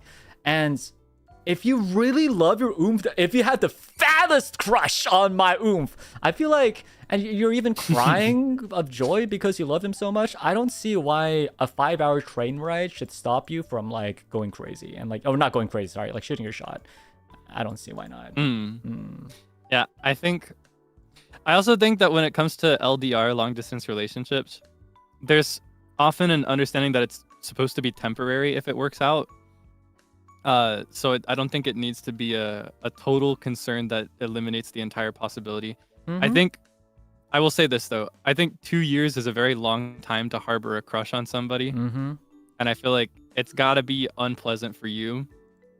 And I feel like there's also almost an obligation to him in this situation as well, I feel, to be open about it, because you guys are not on the same page in your relationship. Ooh, that's true. Yeah. It's not a hard and fast obligation. Like, it's not absolutely necessary, but it's generally a good thing to do so that you can just be on the same page, whether that means that you need to create distance if it doesn't work out, or whether that means, he feels the same way. I think if you're feeling it for this long, it's not just going to go away. I think you need to confront it. I could testify to that because I had experienced that myself. I was in love for 4 years. Oh man, crazy crush for 4 years. It was bad. I didn't have my chance because like she was dating someone. It was very sad. It was very unfortunate. It was my that's even worse. High school Vermillion days, man. When I was still young, it was cute. It was nice. But yeah, it's painful. Don't do it. I highly will not recommend. I think there is no pain worse in this world. There are so many pains worse in this world, but there is no pain worse in this world than fruitlessly pining for somebody that you will not confess to or that you cannot have. One of the many bad pains. One of the many very painful pains. It sucks. I would not wish it on my worst enemy. And you can solve this problem. You could in one move. Yep. It may not result in what you fantasize about, but it'll get you somewhere that doesn't suck. Right. At the As very much, least, yeah. I I mean, feel. there's two ways how it goes. Number one, you guys are in a long distance relationship. Number two, you're free of these crazy fattest crush feelings. You won't be crying of joy anymore. It's crazy. It's take care of yourself. That's the key thing here. Yeah. I think it could work out. I would confront it. Yeah. Let him know what you feel. Yep, and see how that goes. Yep. I think so too. Oof, man, 2 years, huh? That is a long time. That's a while. Yeah, it's a I think while. generally if it's longer than a few weeks, that's when it's gone on too long. And I'd be a hippo and a crit to say that you I've never gone longer than that, but that's when you got to do something about I was it. gonna say In my present day opinion. 2 weeks is 2 weeks. Damn, like a 2 weeks notice. That's crazy. That's pretty damn short. No, I think that's about when it's reasonable to figure out a game plan. And now in my adult life, that's the stance that I've come to. But You know what? I've been in positions where I'm harboring secrets for a really long time. I will listen to the Unfortunately. hippo, the critting hippo. Absolutely, that's pretty good. Absolutely. I was actually like, I'm not gonna lie, when you said hippo and crit, I was like, what's a crit? But anyway, Shouts out my hippos and my crits. alrighty, next one. So I'm dating this guy who's also a streamer. My condolences. And I wanted advice from people who also have this streamer perspective. We used to be friends. We bantered a lot. But after we started dating, things got very different. He'd only want two things. Number one, doing I don't know. What do you mean? Like streams? Yeah, I guess so. Okay. And two, promoting his live streams to me. Why would he promote your live streams to? You mean like promote or show off? It could be two different things. Anyway, I stop by his stream sometimes, and there are other girls there that he talks to on there, either in chat or on collabs. Okay. Now, I'm not the jealous type, I don't think, but he banters with. Sorry, my bad. He but he banters with the girls on his stream, like, oh, she's perfect, she's my precious. Oh, I know you love me back, baby girl. Mwah! But when I'm watching his streams, he's like, yeah, he's pretty cool when he talks about me. Wait. Oh, sorry. No, I have some questions I want to ask, but is this weird behavior or am I just overreacting? Just wanted insight, especially from other live streamers with coworkers that are girls. Thank you, Vera and Kaelix. Wait, Kaelix, did you understand this part? The whole, when I'm watching his streams, he's like, yeah, OP is pretty cool when he talks about me. So, are they, so, she exists in this streamer world, right? I think they should graduate from this relationship. Yeah, no, I get the impression that this is someone who's just very open about his life on stream, and it is known that he has a girlfriend. Is the vibe I'm getting, or a partner? I don't know if they say their gender at any point, but confusing. What's a he? Yeah, but I don't know if a non is right. I don't know if a non is So right. we should. Well, I'll say partner. Yeah, no, I will say this. As a streamer, I've met many streamers. And in a friendship or like a work relationship, I personally get kind of rubbed the wrong way if every interaction has to be about somebody else's job. And if that's the one thing they're going to talk about. In this job, it's very common for you to make it your life, and that's understandable. And again, I'd be a hippo and a crit if I said it wasn't my life, but there is more to speak of, and this is all he has to speak of, then there's nothing there. I feel it's empty. Aside from that, there's some very questionable behavior here that you're describing on the stream that is characteristic of what many people would call an emotional affair. Which part? You mean the "oh she's perfect," or is it the "she's my precious," or is it the "I know"? Oh no, you I'm love talking me more like "I know you love me back" and blowing kisses. Combined with distance referring to his actual girlfriend. Yeah. And also, I don't know. This is where I also get slightly unwoke, unfortunately. But I don't know. In my ideal world, it would not make a difference, gender. But there is a very specific implication when you interact with a woman a certain way as a man, regardless of intention, unfortunately. So it's a very fragile situation to be in this position where you have a partner as a man and you're on stream flirting with girls. Yeah, it is. You know what I mean? Yeah, yeah. I think, well, so Gives me an ick. I will take the stance of, since Anon did ask about opinions from other live streamers and coworkers. So I feel like for streamers there could be that sense of like there's various streamers out there, and some people, their content is, well, if I'm just honest, they like reaching out towards their fan base and kind of creates a more lovey-dovey kind of environment, if that makes sense. Like I'm trying to be careful with my words, but basically there's some streamers whose main content is that, and I feel like if that's the way that your boyfriend is kind of going for, I don't know if that's something I want to say is I may have misunderstood. Sorry, I didn't mean to interrupt you. Oh no. I was thinking this was like collabs.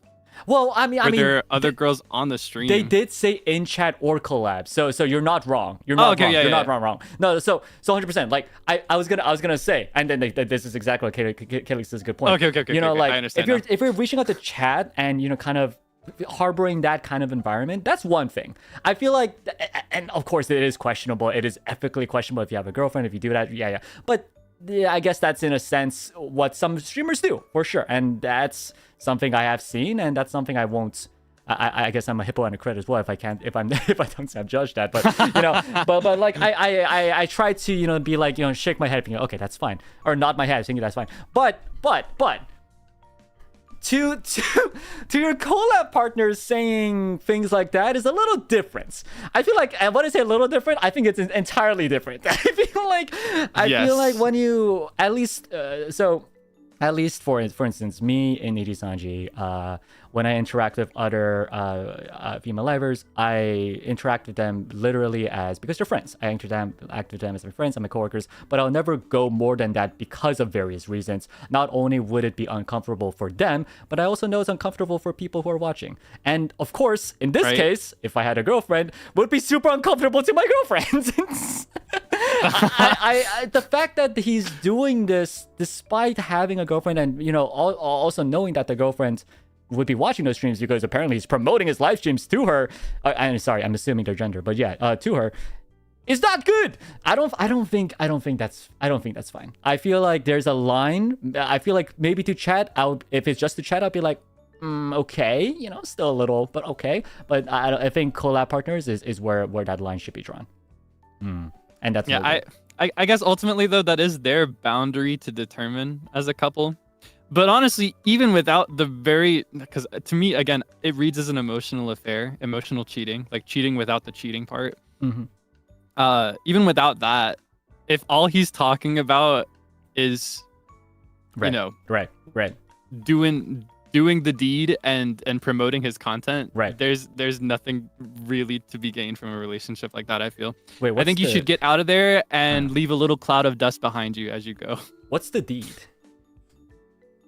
Oh, I guess doing his streams or whatever. Yeah, so I mean, bro's only talking about his streams. That's not okay. He's got to talk about other stuff.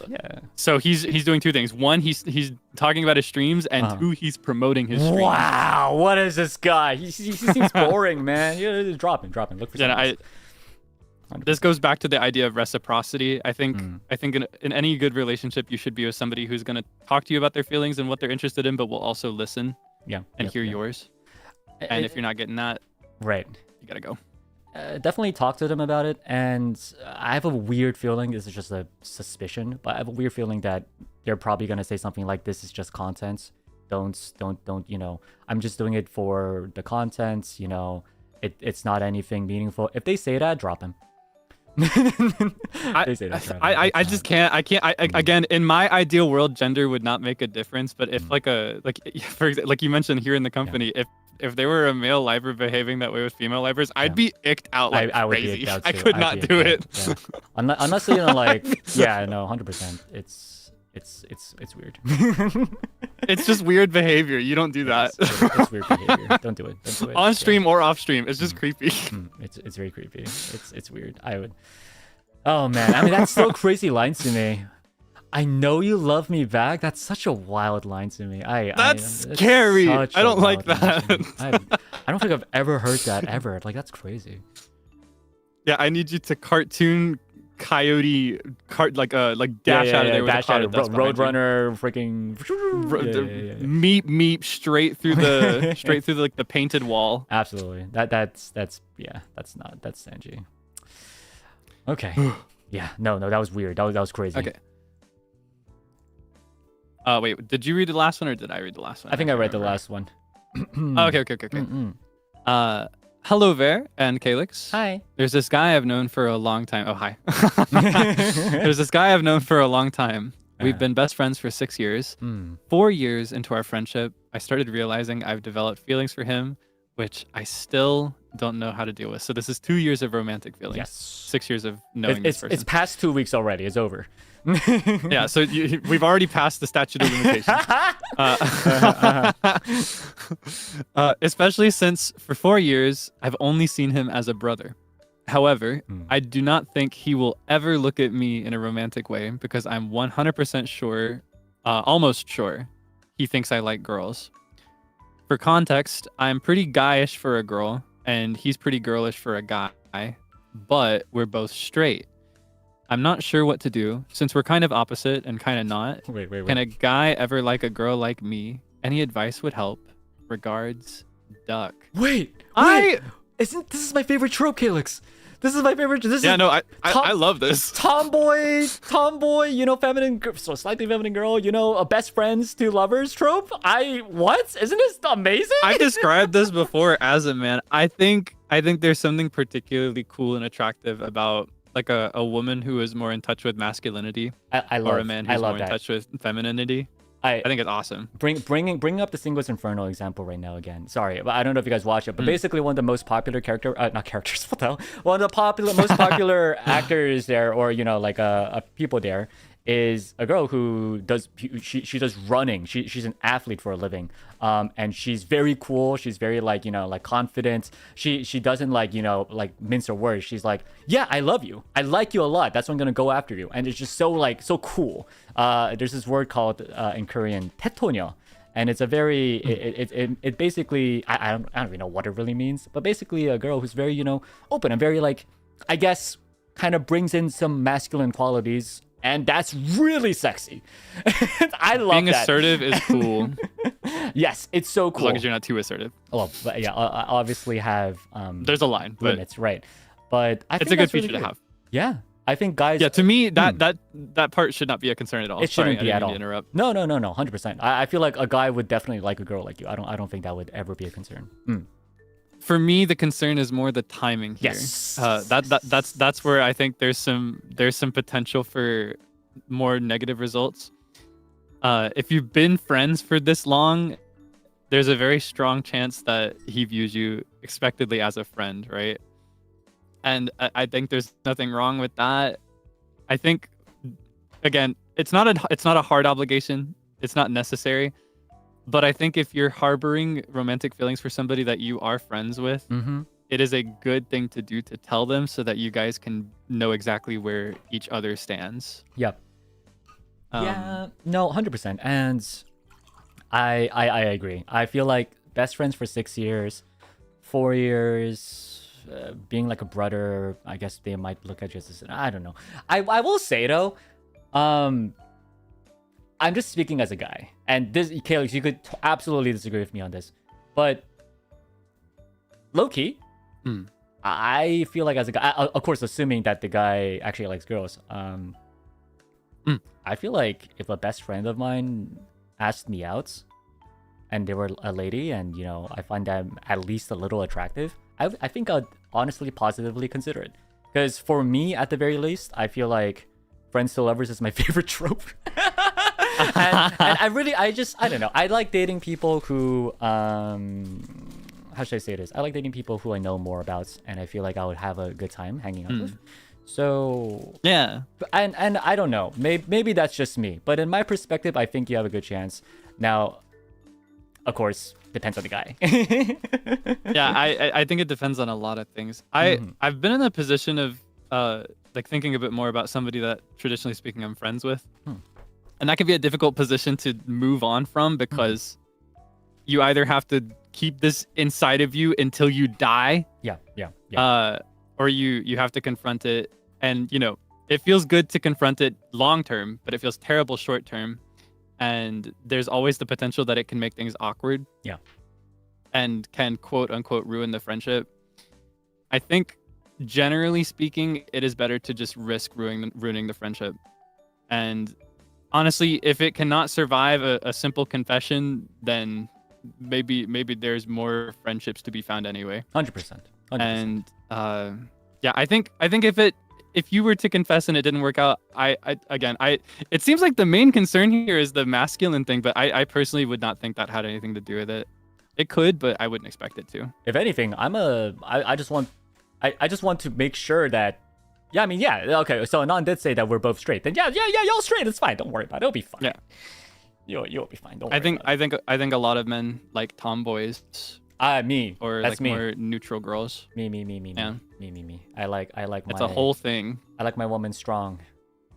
I like my woman to like hold me in one arm and then give me a lap pillow on the other. Wait, that makes no sense, but you know what I mean. Oh man. That's right. This guy wants a mother. I wouldn't say that, but but you're not wrong. Oh man, hang in there. Mommy? Okay. Is it me? I think it's me, right? Yeah, you read the last one. Yeah, I think so. Alrighty. Hello, Kaicho and Kaelix. Hi. Villains and Debonaires. I'm F. Their name is F. Okay, that's a weird name. So this is like a... Have you ever read those Reddit threads where they will anonymously post about their experiences and ask if they're the bad guy? AITA? AITA. Yeah, I love those. Yeah. So when they do that, it's like their gender. It usually comes with age too. Oh yeah, I knew that. I did know that, Kaelix. Oh wait. Sorry, I didn't realize. I thought you were thinking it was like an act. What is it? Like an abbreviation? What is the word for that? An initial. I'm not. I thought you were calling it an initial. I'm not that old. I go on Reddit too. I don't want to assume that everybody knows everything. I know what OP means. Chat, he's mansplaining. I'm mansplaining Reddit. I don't even have Reddit. I've never had a Reddit account. Okay. So I'm a female, and I have this guy that I've liked. What if somebody else out there doesn't know? Well, that's true. You're right. F means female in this case. Yes. Okay. You're right. Sorry about that. No, you're good. I have this guy that I've liked for 10 years now. Now, see, so statute of limitation was 2 weeks. I don't think you're gonna get a retrial on this one. We were low-key flirty 3 years back when we were really close. People thought we were dating, we weren't. But something bad happened between us and we stopped talking to each other after. But recently, after consulting a close friend of mine, he suggested I reach out to the guy and talk it through. We did. And now we're back to being friends. However, in all caps, I realized that I still very, very much like him. Oh no. I wrote poetry about him. I'm really down bad. The thought of him makes me happy. I have to forcefully stop myself from smiling whenever he's around. And he's literally so adorable. His smile, his laugh, and his silly brain-rotted shenanigans. Is that something that's attractive nowadays, Kaelix? Like, oh my god, his brain is so brain-rot. Oh my god, he's so... Sorry. I don't know about if that's attractive, but you could say he's so humorous and funny. No, and no. in touch with trends. He's so brain rotted. You gotta describe it like it's an interview. You gotta know how to spin it around with the right words. He's funny and he's in touch with the trends. He likes brain rot. He likes 6'7". But I don't want to rush anything. And I think he's gonna study overseas. And so I don't know what to do. I'm not sure if he still likes me either. I just don't want to be apart from it again. Oh no. Ooh, I don't know. Actually, I was going to say, obviously, apocalyptic. Yeah, you should absolutely shoot yourself. I was gonna say, but then studying overseas is a little. And that can be, well, if it. But it's bad timing, I will say. Yeah. To start a relationship right when you're about to study overseas, because I imagine it'll be for a long time. It but would be. That's not like a total deal breaker. Right. 10 years is freaking insane. I was gonna say, I thought my 4 years was bad, but holy moly, brother. 10 years is terribly long. I will say though, I'm just a little curious about the flirt a few years back, and then something bad happened between us part. Do you think that's? I kind of worry that in itself might slightly be a deal breaker. Like, I don't know what that bad thing is, but I don't know. Because I feel like if whatever that bad thing was, it's made you guys stop being flirty, which kind of makes me wonder a little. But anyway, I want to hear your opinion. I want to hear Master Kaelix's opinion on this one. I don't think 10 years is a healthy amount of time to hold out for a crush. Mm-hmm. I think you should be open to other experiences and to other people. And I think when it reaches this point, if it's gone on for this long and it's getting in the way of being normal friends, I think this is actually when it teeters into the territory of something called an obsession. And Wait, I think it's a dangerous thing to have. Yeah. Yeah, so an obsession is when... But no, I think it's an uncomfortable word to say and to acknowledge, but it's an important one to acknowledge if it is the case. And a very limited perspective. I am not this person, and I have nothing but this body of text to go by for what they're really going through. So I'm not one to call it as I see it, I'm not in the position to call it like I see it. I mean, yeah, I think confrontation is in order, regardless of whether it's gonna make a relationship happen. Yeah. I think you need something that will help you move on. Yeah. I think you need to either make a relationship happen or you need to get out of there. Yep. I do not think this should go on as it is now. I feel like it just makes things bad for the both of you. I think that's just the biggest thing. Like the fact that you're making poetry about them, the fact that just being around them makes you smile and all, that is a little obsessive behavior. So I'm of the opinion that love is very good. And I think love is one of the best things. And being able to love someone for who they are, I think is one of the most wonderful things anyone can experience. But too much of it is poison. And like Master Kaelix here did say, this kind of behavior is making it seem like it's controlling your life. And it seems like it is approaching that poisonous kind of qualities. Definitely talk to them about it.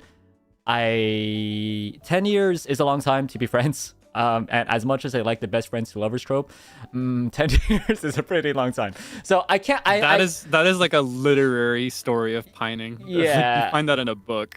I can't promise anything, and having said, I still think that in any case, in any scenario, it's all about timing. If you really make it work well, like. I said this jokingly in the last radio stream. Someone was like, "How do I get a guy or something?" And I was like, literally, like, wear something sexy and do something a little girly. Like I said that because genuinely, obviously, it might be, maybe it's just the boomer in me, but it works. It's something. It's about the way that you present yourself at the moment you ask them out, and I feel like that could affect things. Now. But more importantly, I really think you should just sit down and just. Oh, really? You're flabbergasted? I guess we are two different men. I think so. No, I'm just imagining like if. No, I think. That's a thing for sure. Yeah, no, That's a thing for I'm sure. imagining if a friend I had who used to just like punch me around and just like we're best friends and stuff suddenly was like kind of like wearing a cute outfit and was kind of like, 야, 나 집에 혼자 가게 할 거야? I'll be like, oh, yeah, you're right. What am I doing? Slaps my face. You're right. I will be the man for you. You know. Okay, cute. Presenting. Okay, I can roll with this. Presenting yourself well, looking nice in any situation where you are gonna confront this. That's good. You want to look your best and be your best, and you wanna be put together, and you want to come off like you know exactly what you're talking about. Absolutely. It sounded more like you were suggesting seduction. Oh, I mean, if it works, it works, right? That's... What the heck? What the heck? But having all said, right? It does seem like you need to talk to them about this, 100%. It seems like this is becoming very unhealthy, so definitely let it out. Yeah. Yeah. Timing is big though. If it's been 10 years, I guess you could wait longer if you're worried about timing it with the trip thing. Not the trip, the study abroad. But yeah, no, I at the end of the day, regardless of when it happens, I do not feel it can go on like this forever. Yeah. And I feel like, talking about time being important, youth is not important, but youth is very short. And I did not think youth is worth wasting. Oh, I think youth is super important. I think you when you're young, do as much as you can, but and leave no regrets when you're young. 100%. I think that's that. I'm not backing down on this. When you're young, you get to make mistakes and go crazy. Do what you can. Don't leave regrets. I think everybody walks away from youth with some regrets, but it's okay to have those regrets. It's best to not let those be too big, is what I think. Regrets. I had a few, but then again, too few to mention. And I feel like if you do not solve this in a way that gives you closure and allows you to find new people, when you are much older, you will regret it. Yes, I think so. And that is what I think. Take it from an old guy. Regrets can be painful. So try to make the best of your life. You're only 20 and then you're only 30 once. That's true. You're only 90 once as well. I said that wrong. You're only in your 20s and then in your 30s once. Deducing an age. Okay. Run? Wait, what? What? Yeah, I guess so. Yeah, you're right. I guess, yeah, water's wet. Wait, I'm just saying if there's somebody studying abroad, I'm assuming it's like early 20s. You're assuming their age. I see. Yeah, probably. They're probably early 20s. Early 20s. Yeah, maybe late 10s. Yeah, or something like that. Yeah. You're only young once. Right. So you're only young best once. to be open to a variety of experiences and to a variety of people. Oh my god. Listen. It's near my 2-hour mark, which means my brain is starting to deteriorate. So it happens. You gotta bear with me. Yeah, bear with me. Okay. All right, it's on you. Okay. Hello, I hope you had a good day. And about my relationship problems, there's this guy that is younger than me who confessed to me. And I don't know if I'm feeling something because I still feel normal. My relationship with him is normal. But it bothers me that I cannot reciprocate his feelings. I mean, I like him as a friend. And I'm afraid of telling him that I'm afraid his feelings. I'm afraid of telling him that. Sorry, I have to kind of deduce punctuation in this one. Okay. I like him, but as a friend, and I'm afraid of telling him that. I'm afraid that his feelings might get hurt. Right. And I don't know what to do. It's not like I have someone else that I like. And it's not even the worst thing. Right. Because when I'm with him, I'm enjoying myself. And he's like one of the 2 guys in school that are my friends. And he doesn't hate me. And sometimes I even wish I had just liked him a little more, or that he just kept his feelings hidden from me. But I feel cruel for thinking that because he's so brave to confess, and I wish that that it hadn't happened. I feel so bad for potentially hurt. Thanks. Oh my gosh. That's true. That's so true. Also, so I'm I think. Wait, sorry, Oh, sorry. yeah. 1 second. Oh, take your time. My internet just did a refresh thing. So let me see here. Can you? Oh, is your camera frozen? Yeah. And Okay, I got let me you. see. Watch this. Yeah. Let me do this. 1 sec. Sorry. Yep. Okay. And let's see if it works on your end. Can you just let me see?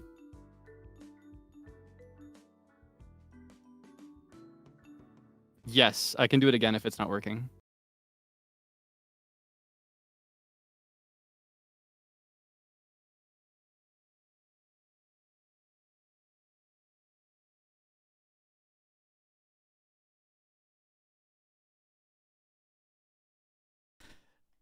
Sorry about this, chat. I'm fixing. Kaelix had to go to the restroom in undergrounds. and then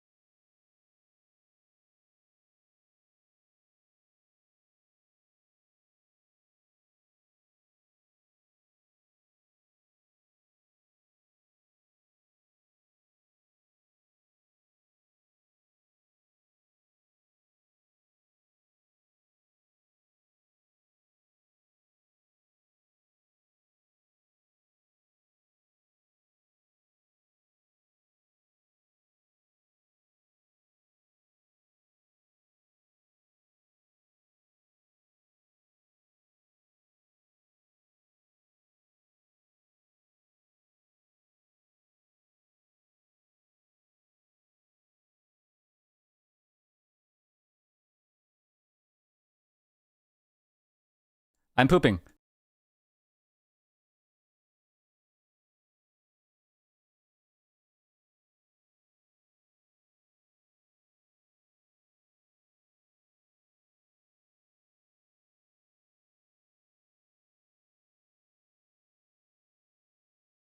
The restroom is underground. It was just listen, man. I thought he would be lonely. So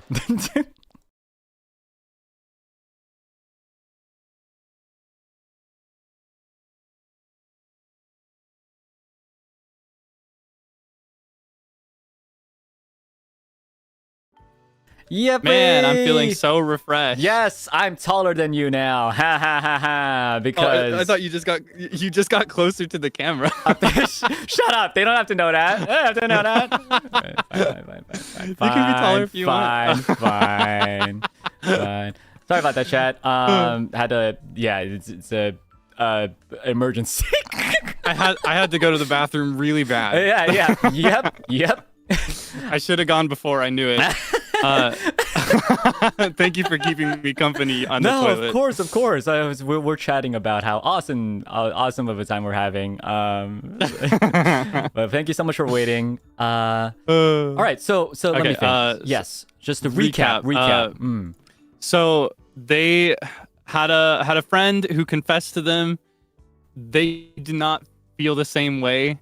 They kind of wish they felt the same way, but they also wish this friend would have never confessed. They're kind of deliberating about whether they should enter a relationship anyway, even though they don't feel anything right now. Oh man, thank you so much for the Cliff's Notes. I mean, yeah, go ahead. That's how I'm reading it. I will say, I struggle a little bit to read when there's no punctuation. So I'm not sure if I got everything right. It happens.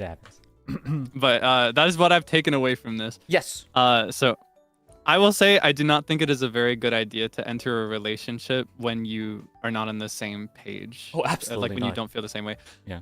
But it is okay to enter what we call a situationship, where you're kind of feeling things out and figuring out how you feel. You know, talking phase is what people will call that sometimes, as like a precursor to dating. If you aren't sure, but you feel like you could like this person, then I guess you could theoretically enter a talking stage, but generally, if you do not have the same feelings and you don't think you're gonna, there's no hope for that. You shouldn't be prioritizing how they're feeling. You should prioritize the fact that you do not like this person the same way. You're probably not going to. Okay. So yeah. I would just turn him down. Thumbs down emoji. Right. So hard disagree with you, kid. You disagree? You're anti-situationship? I'm anti-situationship only because it brings back to what I said before. I like closure. I feel like if someone doesn't like you the way, if I ask someone out and they don't like me back, then I'd rather know that instead of them kind of just try to test the waters out. I know, right. But I know what you mean though, right? I feel like because I actually never really thought about that way either. But I guess because there are some posts, or sorry, some marshmallows that I don't think we'll get to today, but there were some marshmallows talking about how after someone confessed to them, they're like, oh, can you give me some time? And they ended up being super close. And they were like, all hanging outy, and they got to know each other better. But then the other person ended up like after a week or two, they're like, yeah, actually, I don't think I can go out with you. I feel like that's kind of like, I guess, quote unquote situationship, kind of quote unquote like, testing out the waters to see maybe if I'm actually ready for this relationship. Do I really like this person? And I feel like by premise, that's super okay. I feel like it makes sense. And if anything, I feel like that's kind of logical. Yeah. But I guess there is also, I guess it's just like in the other person's perspective, it's a little painful, right? It's kind of like, oh, absolutely. Right. It's kind of like, I don't really know what's going on. I asked them out. I'm waiting for an answer. What's happening? What's going to happen? I'm worried. And that's the only reason why. I feel like it's kind of like, if you don't like them, just tell them you don't like them. That's how I feel. We absolutely agree there. Yes, I think even in the case of a talking stage or a situationship, it has its own separate statute of limitations. Yeah. If it goes on for too long, that's going to cause problems for everybody. Right. And I think it's only a worthwhile option to consider if you are unsure, rather than if you already know that you don't feel the same way. That's true. That's super true. If you already know for a fact that you don't feel and will not feel the same way, you got to shut it down. And you got to do it gently is nice, but still very clearly. And I also do feel like, there's really no right or wrong when it comes to love. I feel like some people think situationships are okay, some people don't. I think it really is important to be open about it though, regardless of which one you do choose. I was fortunate enough to have been asked out before as well in the past. And I remember I've also been very, very sad, and I felt really bad because it's not a position you want to be in to reject someone, right? But but at the same time, it's probably even worse for the other person to give them a non-clear answer. So I think being respectful to both parties is good. And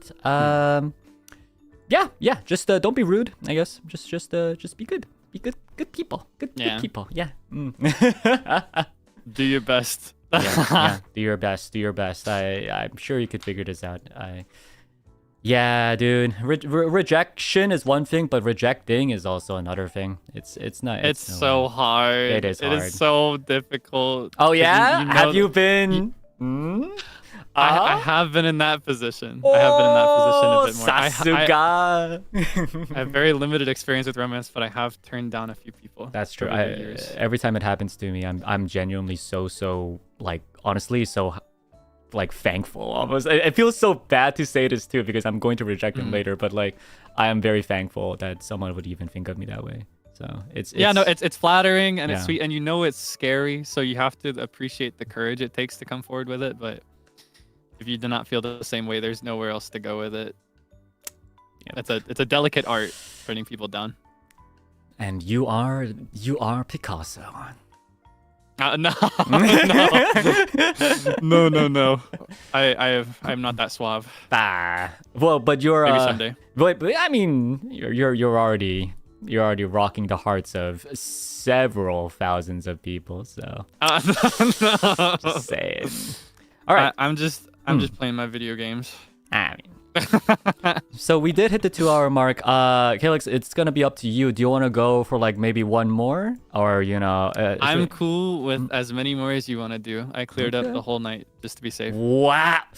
See, guys, listen, chat. I know you think you love your Kaelix. I get it, but like, He cleared up his entire night for me. I'm just saying. Guys. Just saying. Debonaires, I'm just saying. I have nowhere I need to be, and I can keep going for as long as you want to go. Wow, he's gonna keep going as long as he wants. Oh, I want to go all night. But actually, but if you get tired, and I understand you usually will cap it at 2 hours, right? Do not hesitate. I am very old. Let's go for let's see. I'll go for at least 2 more, and we'll see how it goes. All right, sounds good. Alrighty, here. I think this one's mine. I need advice. Well, that's perfect, because we are the love advisors, Vermillion and Debonair. That's right. Yeah. My boy, give us a wink. Give us a wink. Ready? Well. That's cute. All right. My boyfriend picked up a long video call about 30 minutes from a female colleague while we were having lunch together. The fuck? Sorry. They're just friends, colleagues, and haven't met in a long time. But it ended up eating alone while he talked. What bothered me more was that he didn't introduce me or even show that he was sitting with me. He said before that he doesn't like flexing that he has a girlfriend, but it still made me feel invisible. With my friends, I usually say I'm with my boyfriend and let them say hi. Also, when I call him while he's eating with others, he often asks me to call later, so it felt a bit unfair. I didn't say anything because I don't want to sound jealous, childish, or turn a video call into a big issue. Sorry. I'm also scared that bringing it up might make him hide things instead of being open. Is it normal to feel this way, or should I just let it go? Wow. Yeah. Wow. That's many levels not okay, I feel like. Okay. I love to give the benefit of the doubt and consider different perspectives. Please, yes. This world and this game called life that we are navigating is very complicated, and we speak in lots of secret, silent languages when we communicate with each other. Lots of non-verbal communication is at play. Right. And that is a skill in a lot of ways. Right. To understand and to dish out non-verbal cues. That's true. It's something that you can train up to an extent. But there are also parts of this that you either have it or you don't. And some people are just going to be really unaware. Yep. So in the best case scenario, and I'm describing a very optimistic scenario where I'm giving him every possible benefit of the doubt. In the best case scenario, he has no idea that he's hurting your feelings. He has no idea that he's casting you aside and alienating you and not showing you any attention. He has no idea in best case scenario. So in that best case, ideal, utopian scenario, the best thing you can do is tell him outright how you're feeling and see if he's willing to adjust his behavior so that you feel better. However, that laugh. I did not personally expect that is what we're seeing here. This is another indication of what I called earlier an emotional affair or emotional cheating. Whether or not there's any, because cheating traditionally usually implies a specific action and a specific progression, but it can have everything else and still have the same effect on a relationship. If he is shutting you out and making room for others, that is just not a good thing to do. And I saw a video just like a week or two ago, back before I deleted TikTok. Nice. Good on you. I'm gone. I'm gone. No more short form content for me for now. I saw a video just a couple weeks ago of this woman who was in tears, inconsolable, because she went on a vacation with her husband. And over that entire trip, he was walking a solid 5 to 10 steps ahead of her. He would never walk side by side or close by. And it made her feel very much like they were on 2 different trips, even though they were going the same places. Oh my God, what? And see, here's the thing. Even in that situation, that is a bad thing that he's doing. Yep. But I could conjure in my mind a situation where he just doesn't realize he's doing it, Right. So it's like, you are absolutely entitled to feel hurt. You should feel hurt by this. This is hurtful behavior. But the best thing you can do, whether he means it or not, is to let him know how you feel. Right. And I think that goes for, honestly, a lot. Like a majority of relationship issues is communication. and I say this quite, you know, deeply about this as well, because I understand that confrontation is scary, but if you can't confront your partner about this, about things that you are a little, you know, I guess things that your partner did to you that kind of makes you feel a little uneasy or, you know, unhappy. And if you can't talk to your partner about this, then there's no way in hell you're gonna fight crazy challenges together in marriage in the future. There's no way in hell. Nope. I feel like this is one of those situations where, benefit of doubt or not, like, yes, 100%, you should, like, it's like Kaelix said, yes, 100%, you deserve to be hurt, because this is hurtful. I was even gonna say, like, maybe it's potentially, because, like, you know, like, maybe the colleague was like a boss, like a manager. Like, I wouldn't be like, hey manager, this is my girlfriend. Like, I guess I wouldn't do that. But having said, I wouldn't be calling my manager for 30 minutes in front of my girlfriend. Like, that's also kind of wild to me. So I don't think that's what's happening either. So they've sent a messenger on their behalf, wants to know how to tell him. The one now? Sorry. Anon has sent a messenger, and they want to know how there we to go. tell There we him. go. Sit down and be like, hey, I mean, for like, when I wrote this paragraph here, I didn't say anything because I don't want to sound jealous. How does return a video call into a big issue? I feel like this video call is something you should bring it up. I don't think it's a big issue per se, but I think it's an issue that's worth to bring up. Like, it hurts you, and if you're hurt by something, you should let them know. There are relationships where it's better to just kind of bite your tongue and keep your complaints or your discomforts to yourself. For example, professional relationships, those are usually better show not tell. But in a romantic relationship, especially a romantic partnership, I think full disclosure is the best approach to these things. Yeah, I think so. And like the master here said, if you aren't able to just flat out bring this discomfort to him, then this will be a recurring problem for future dilemmas. Yeah. That come with like long-term relationships. Yeah. And I feel like this is also a good chance to see if he's serious about you as well.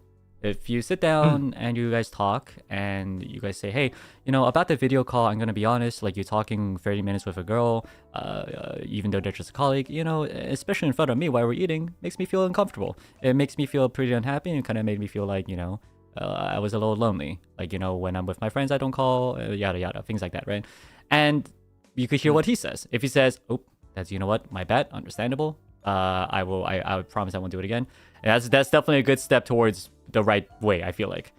If he says, next time I get a call, I'll just be like, oh, I'm eating right now. Right. You can call next time. Yeah. But yeah, go ahead.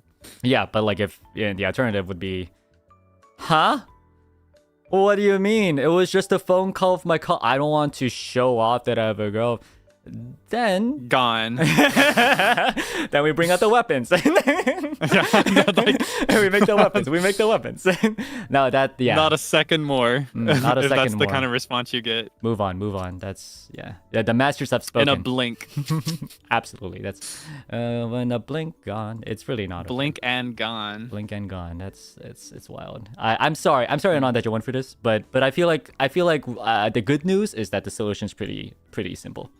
Sit down and talk. Yeah, and I'm a bit optimistic. I think confrontations like these can actually bring couples closer together. Oh, yeah. If it's handled best on both sides. One of my best friends told me that he actually thinks conflict is good. He thinks that fighting is good, and you know that's how they build a stronger relationship.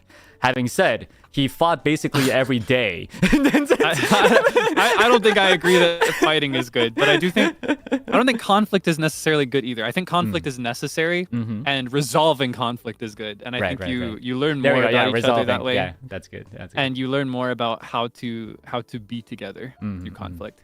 I think that's really key. As Master Kaelix here, as Master Debonair here has said, conflict is one thing, but conflict is bad, but resolving conflict is good. Yeah.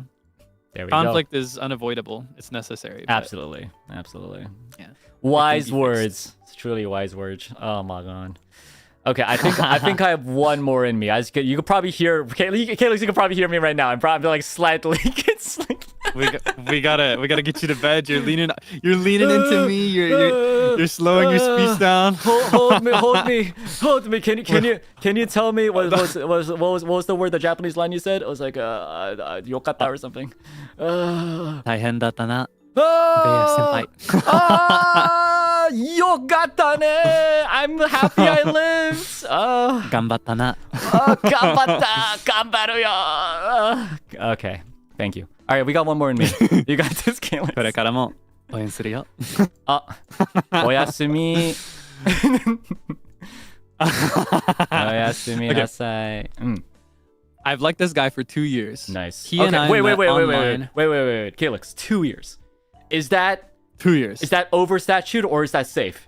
Because I think 2 years That is is like... If you're romantically interested in somebody that you know, I do feel like it's a while to go on. Okay. So 2 years is still passed. All right. I genuinely, I think once you get past a month or two, that's pushing it. Okay. Like a few months is healthy if there's a chance that it's mutual and you guys are kind of flirting in a platonic setting and it's ambiguous but not too far in. I think that's fine if it drags on for a few months. Once you hit month like number 5, it's gone too far. That's way too far. Got it. All right. Understood. That's how I feel. Understood. It depends a lot on the tone and whether it's a two-way street. If you are harboring it by yourself and there's no reciprocation whatsoever and they very clearly are not, or they're not very clearly sending any signs, I think even a few weeks is a bit long to hold out. Wait, and it's just going to get more painful with time. Kaelix, it's been your half anniversary recently, right? We're actually coming up on our first anniversary here in about a month. So 1 year almost, right? Yeah. Yeah. Debonaires, I'm so sorry. It's been over 2 weeks already. I'm so sorry, guys. What? I'm so sorry. That's not the same at all. It's over. This is Kaelix's low-key way of saying I'm sorry. What? Hey, I think it's not like that at all. 5 years plus is totally fine. I'm just saying about villains. Wink, wink. What? I see this whole thing was a master plan from the beginning. I'm getting you back at you for the short sausage dog comment about you. What the heck? Anyway. All jokes. No. Okay. I have liked this guy for 2 years, past the statute of limitations. He and I met online through a D&D post, Dungeons and Dragons, I assume. Recently, the game has ended. He and I still speak frequently, despite the rest of the players not really being active. He, on multiple occasions, has asked me to hang out while he was sick to keep him company. He seems to understand me really well, taking his time to listen to what I say, but also help me find a solution even though he doesn't have to. He even watched my idol shows with me despite that not being his vibe. Okay. When he went to Japan, he sent me photos and frequent updates telling me about characters that I've talked about with him and how he recognized them. I want to pursue something with him, but I have a hard time differentiating between platonic affection and romantic affection. Ooh. I just wanted to know if you guys think there might be mutual feelings or if it seems platonic. Okay. Wow. I cannot speak for Anon, but I can speak for this guy. He likes you. I'm sorry. There's no way. There's no way. I love it. Tell me why. Tell us why. Okay. Let's practice some empathy. Let's do an empathy exercise. I like that because I will be honest, empathy is something I've had to kind of train rather than something I just have naturally. I have to practice it sometimes. Fun practice is to imagine that you are somebody else. Do your best to put yourself in their shoes, all right? The best thing I can do is put myself in an adjacent situation and think of how I would respond. So I'm sick. When I'm sick, personally, I'd usually prefer to stay on my own. I don't know about you. When I'm sick, I just feel miserable. I don't want to be around anybody. I don't want to deal with anybody. I'm exhausted. I just want to play my video games. Yep. If I'm seeking company from somebody, that person would have to be very important. That's number one. Yep. That's check. We got a number of boxes that we're checking here. Yep. The next box. Okay. Yeah. Okay, this next one isn't too big. Listening to somebody, understanding what they have to say, being solutions oriented and helping people. That's just being a good friend. Yeah, That's fine. We can brush past. And even watching idol shows, it can be a sign because watching a show that you do not really like Yeah. can be a big commitment. I'm- So that's like a half sign to me. I'm gonna pause you right for my empathy exercise. I think that's huge because personally for me, I would never watch a show that I'm not into unless it's because someone I like tells me to do it. Like if someone told me to like watch like, oh, I don't know. Like, I'm not a huge orchestra fan. I'm gonna be honest. I feel like orchestras are kind of cool, but like classical music kind of makes me sleepy. If a friend told me let's go watch an orchestra, I'd be like, bro, no. but if the girl I was into was like, hey, you wanna watch the orchestra with me? I'd be like, do you know? I love the orchestra. You know Mozart? Is it Bach? Oh wait, is it is it their third ensemble? Yeah, I think. Let me just brush up my knowledge here. You know, I would absolutely. I've go. actually written 10 movements myself. Yeah. exactly. Absolutely. I feel like them watching idol shows with them, despite not being his vibe, I think that's actually a huge green light too. That's a box. That's a box check. Yeah. And then this is the biggest one for me. If I'm going to travel, especially to a country where the local language is different, where there's a ton of tourist attractions, that is a very busy, involved investment of time. Yes. Right? Like I traveled, as you know, I went on a vacation recently.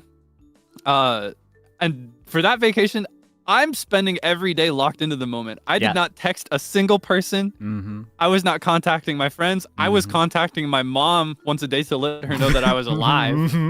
But that was about it. If this guy is frequently updating you and sending you photos of what he's seeing, and also here's like a sub box there, like a secondary box that adds onto this one, specifically tying it to things that he knows you like and are interested in. I'm sorry. Like, if you are going to travel to another country and spend your time in that country talking to somebody over the internet, there's something going on. Absolutely. There's something afoot here. That's how I feel. No, and 100%. Like, I might be speaking for myself on this one, but when I go traveling, I do like to send photos to my friends, but like, it's maybe once a week. You know, like maybe sometimes after the trip, I'll send them like, hey, yeah, this is the places I went to. You know, if I saw something cool and be like, oh, my friend likes, I don't know, my friend likes like Yu-Gi-Oh! I'd be like, oh, I came to a Yu-Gi-Oh! Store, isn't this pretty cool? I do that. But yeah, a little quick interaction. But frequent updates is definitely not what I do. I don't frequently update them because I have my own life. I'm enjoying my time here. Frequency is the key here, and as a guy, I can tell you, at the very least, I am very lazy. I don't have the vigor, the focus to frequently message someone unless I really like them. So I think Kaelix and we could agree. I think there's something there. Go get your boy. Apologies if after all of this it's actually not true. I don't want to like gash you up and convince you of something that's not true, but for me, like the 8-ball, all signs point to yes. Yeah. Oh my god, imagine just one day the next marshmallow open and be like, hey, I'm that one person who So he actually told me he hates me and he wants me gone. I would cry. I'd be so sorry. I feel so bad. I'd feel terrible. But I just cannot imagine personally, I cannot imagine myself in any of these positions that he's in, acting the way that he's acting unless I was secretly obsessed with somebody. Now, I'm curious though, this does kind of bring up, and this is going to be the last submission, but many submissions I did read kind of asked this question of, how do I know I'm in love? Is a question many people did ask. And of course, and I feel like this is kind of the opposite situation. This person's asking, how do I know if Anon is in love with me? But I feel like equally a lot of people are asking, how do I know I'm in love with this person? And I feel like that's a really good question. And I kind of wanted to ask you because I'm actually I actually don't quite know either. I feel like it's a very difficult kind of it's a tough one, right? Yeah, it's a tough one. Yeah. I can actually relate a little bit to what they said about struggling to differentiate platonic versus romantic affection sometimes, or like experiences.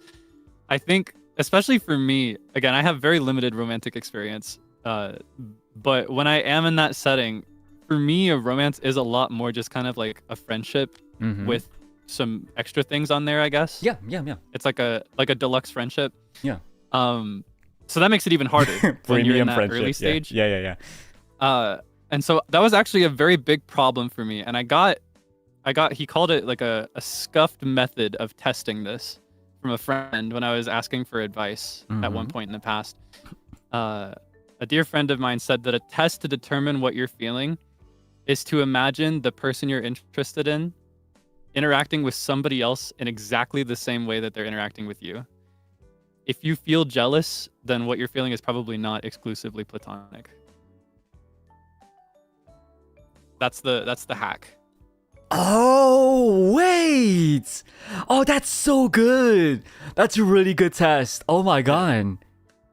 That I think is what has helped me verify a number of times. Like, oh, I'm just really interested in making this new friend. I feel no jealousy at all. Wait, that's really smart. I'm gonna use that in my future, dude. That's really good. I don't know, that's something I've struggled with a lot, because whenever I make a new friend, I get really quickly obsessed with, like, I want to know everything about this person. I think they're the coolest person in the world. And in a lot of ways, for me, making a new friend can really look like a crush in other people. So having this test has helped me a lot. Oh, dude, that is so huge. That is so huge. And then someone in the chat's like, then I'll be single forever. No. It's more like you just haven't found the right person. I think that's actually really wise. That's a great point. Not infallible though. Yeah, well, no, for sure. I feel like, there's many ways of going about it, but it's also always a difficult question. And I feel like, for me at least, when I knew I was in love with someone, it's kind of, for me, it's when I laugh the most. I feel like I'm really in love with someone when that person makes me happy and I'm around them and I laugh a lot. There was one time it's one of my girlfriends cries. Oh yeah. Where I literally asked them out on a whim. I kind of just I was just talking, we're just having fun, and she said something and I laughed so hard and I was super happy. And then I was like, hey, by the way, did you want to...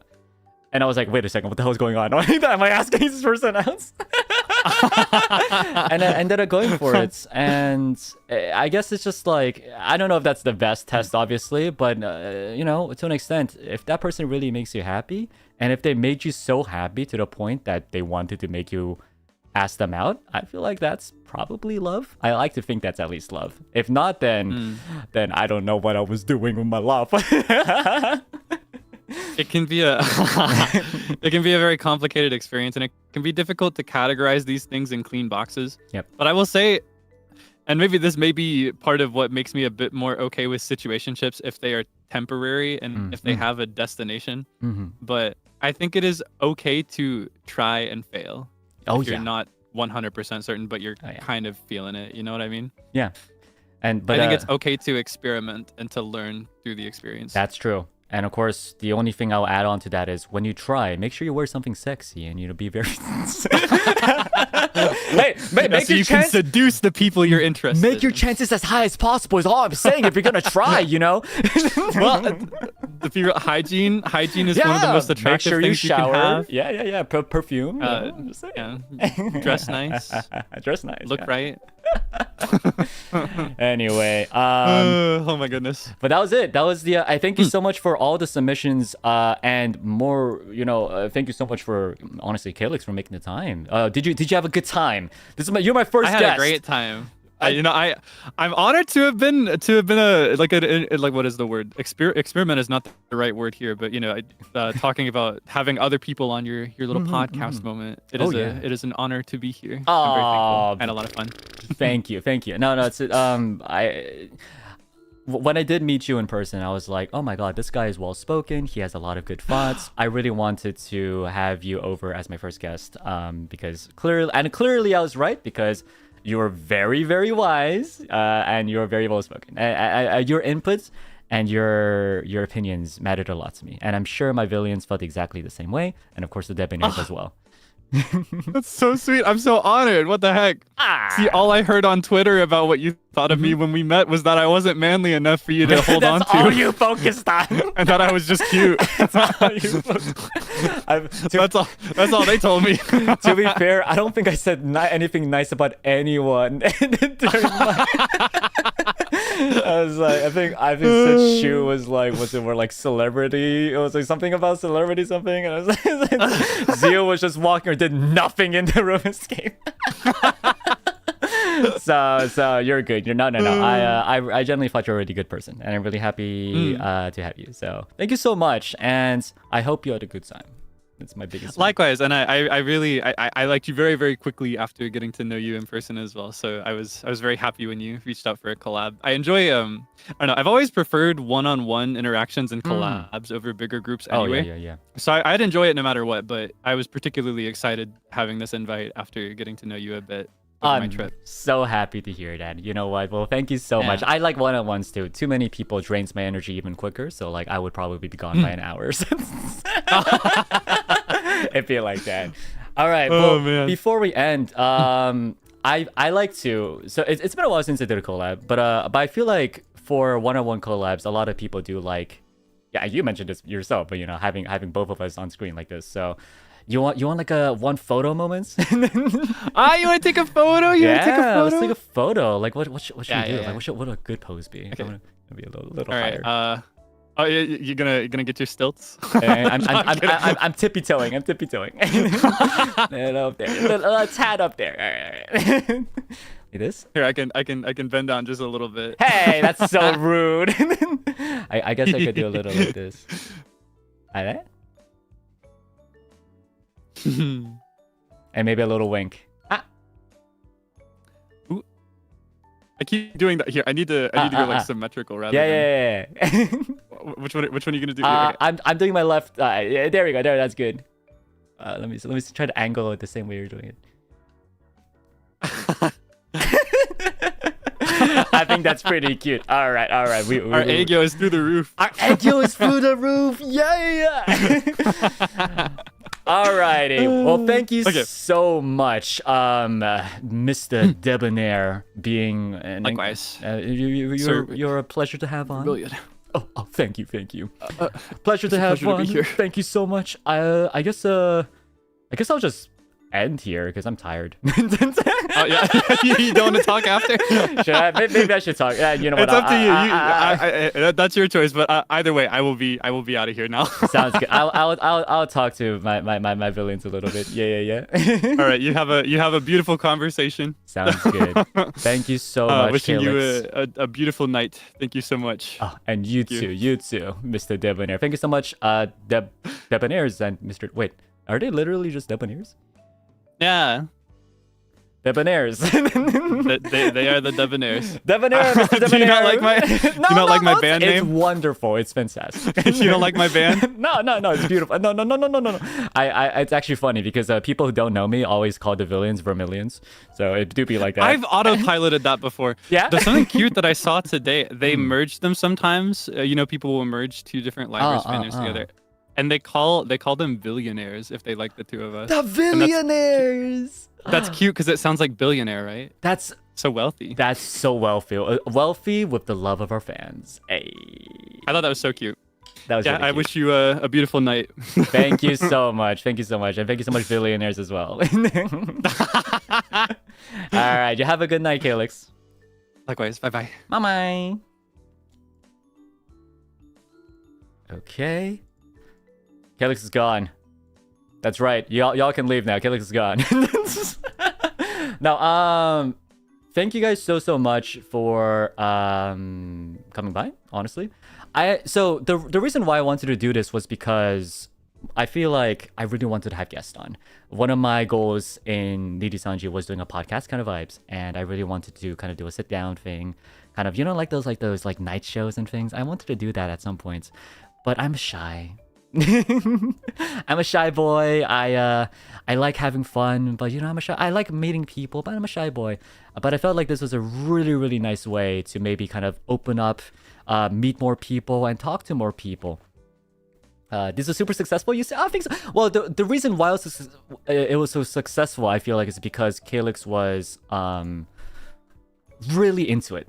I was kind of worried that maybe the topic would be either uncomfy or maybe something he wouldn't be that into talking, but he was super into it. And thank you so much to Kaelix again for giving his very genuine opinions about everything. And it made me also be able to talk really a lot about this as well. And I just wanted to also say thank you guys so much for the submissions. You guys submitted a lot. Oh, Kaelix, heart. I wish I was in my 3D model, but hey, heart to you too. Thank you so much, Kaelix. You guys really went above and beyond on the submissions. It took me, I think, 3 hours, 2-3 hours to read for everything. But I will say, I did read for everything. Apologies of course that I couldn't get through everything. But thank you so much for your strong interest in the topic. Next week is going to be February, and next week I will also be having another radio stream.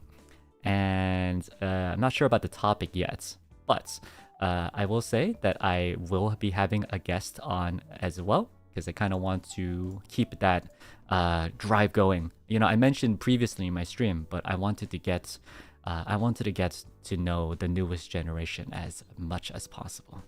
So next week, it'll be a different time though. It'll be Wednesday, because my guest wasn't able to make it on Tuesday. So Wednesday it would be, which would be fine.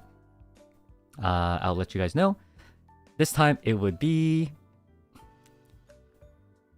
Zeal himself. Zeal kindly said okay to the radio stream collab.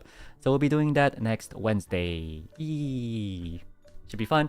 I haven't really thought about the topic. If you guys have any ideas, let me know. I'm gonna be streaming this Saturday, of course. Doing none other than I'm gonna be planning on playing a horror game, which is not usually something I do, but hopefully it should be fun. So I'll be playing what do you call it? Iron Lung, because that movie is coming out, and I definitely wanted to play it along with the movie as well. So on Saturday, I'm gonna start off with Azatsu, maybe talk a little bit about the radio stream, kind of get some ideas of what you guys think about, you know, the topic I should do with Zeal. I'll drop that down, and then I'll be playing some Iron Lung. Heard it's really scary, but I really wanted to try because I wanted to kind of immerse myself with the movie. And yeah. Other than that, look out as well for this Saturday, because I'm gonna be, I don't know about the Saturday, but sometime this week I'm gonna be dropping a new short cover as well. Should be really cool. I really like this one. It's a song by Mrs. Green Apple, which was really terrifying because they're very, very, very, very, very high pitched. But I definitely wanted to give it a try, and I think it came out decently. So check it out. So yeah, so look out, look forward to this week. Also, I believe that there's going to be some really cool announcements from various, I think from another Niji liver. I believe it is Vox. I believe it's on his schedule, but he said something about yada yada. I think he's going to announce it tomorrow, or was it tonight? I forget. So I'll be part of it as much as I can. I don't know how much he said. Is it Minecraft? Okay, so he did say it was Minecraft. Yes, so it's gonna do some Minecraft stuff, and hopefully I'm gonna be part of it as well. Obviously, as you guys know, I don't have a lot of time, so I wouldn't be able to, like Kaelix would back in was it RP Craft was RP Craft? Is that right? I think it was RP Craft, right? He spent a lot of time. He made some really cool content. I wish I had more time like that. But I will be. I wish I had more time to stream. But I will do my best to partake in it and do at least show my POV a little bit. Hope you don't get hit by a truck this time. Yeah, I need to talk about my RP as well. I don't know what I'm gonna do. What should I do actually? Who should I be? Oh yeah, VCraft. There we go. Sorry, not RP Craft. VCraft. Yeah. I'll be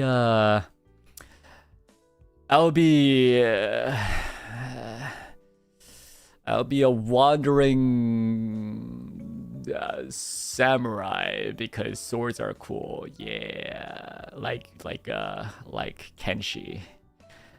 I don't know.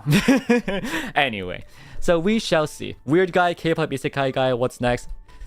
Technically, Weird Guy is not actually one of my RPs. It just happened to be, but whatever. I hope you guys enjoyed. Me, Vermillion, is gonna go, wash and get some sleep. So, I hope you guys enjoyed. I really hope you guys enjoyed. Thank you so much, Kaelix, again, for his wonderful, wonderful time. Sharing his very, very, very busy time with me. I had a lot of fun. Thank you so much to the Debonaires for swinging by. And of course, thank you so much, my villains, always. Oh, and of course, thank you so much to the gifted. I will make sure to read those later as well. Have a good day. Debonaires, this is something I always say at the end of my stream, so Hopefully you don't cringe. Have a good day. Have a good night. And I'll see you soon. My villains.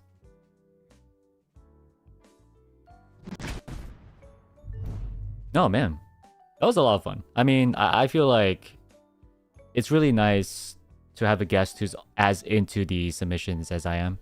It really makes a good chemistry. Not to mention, Kaelix is just a really fun person.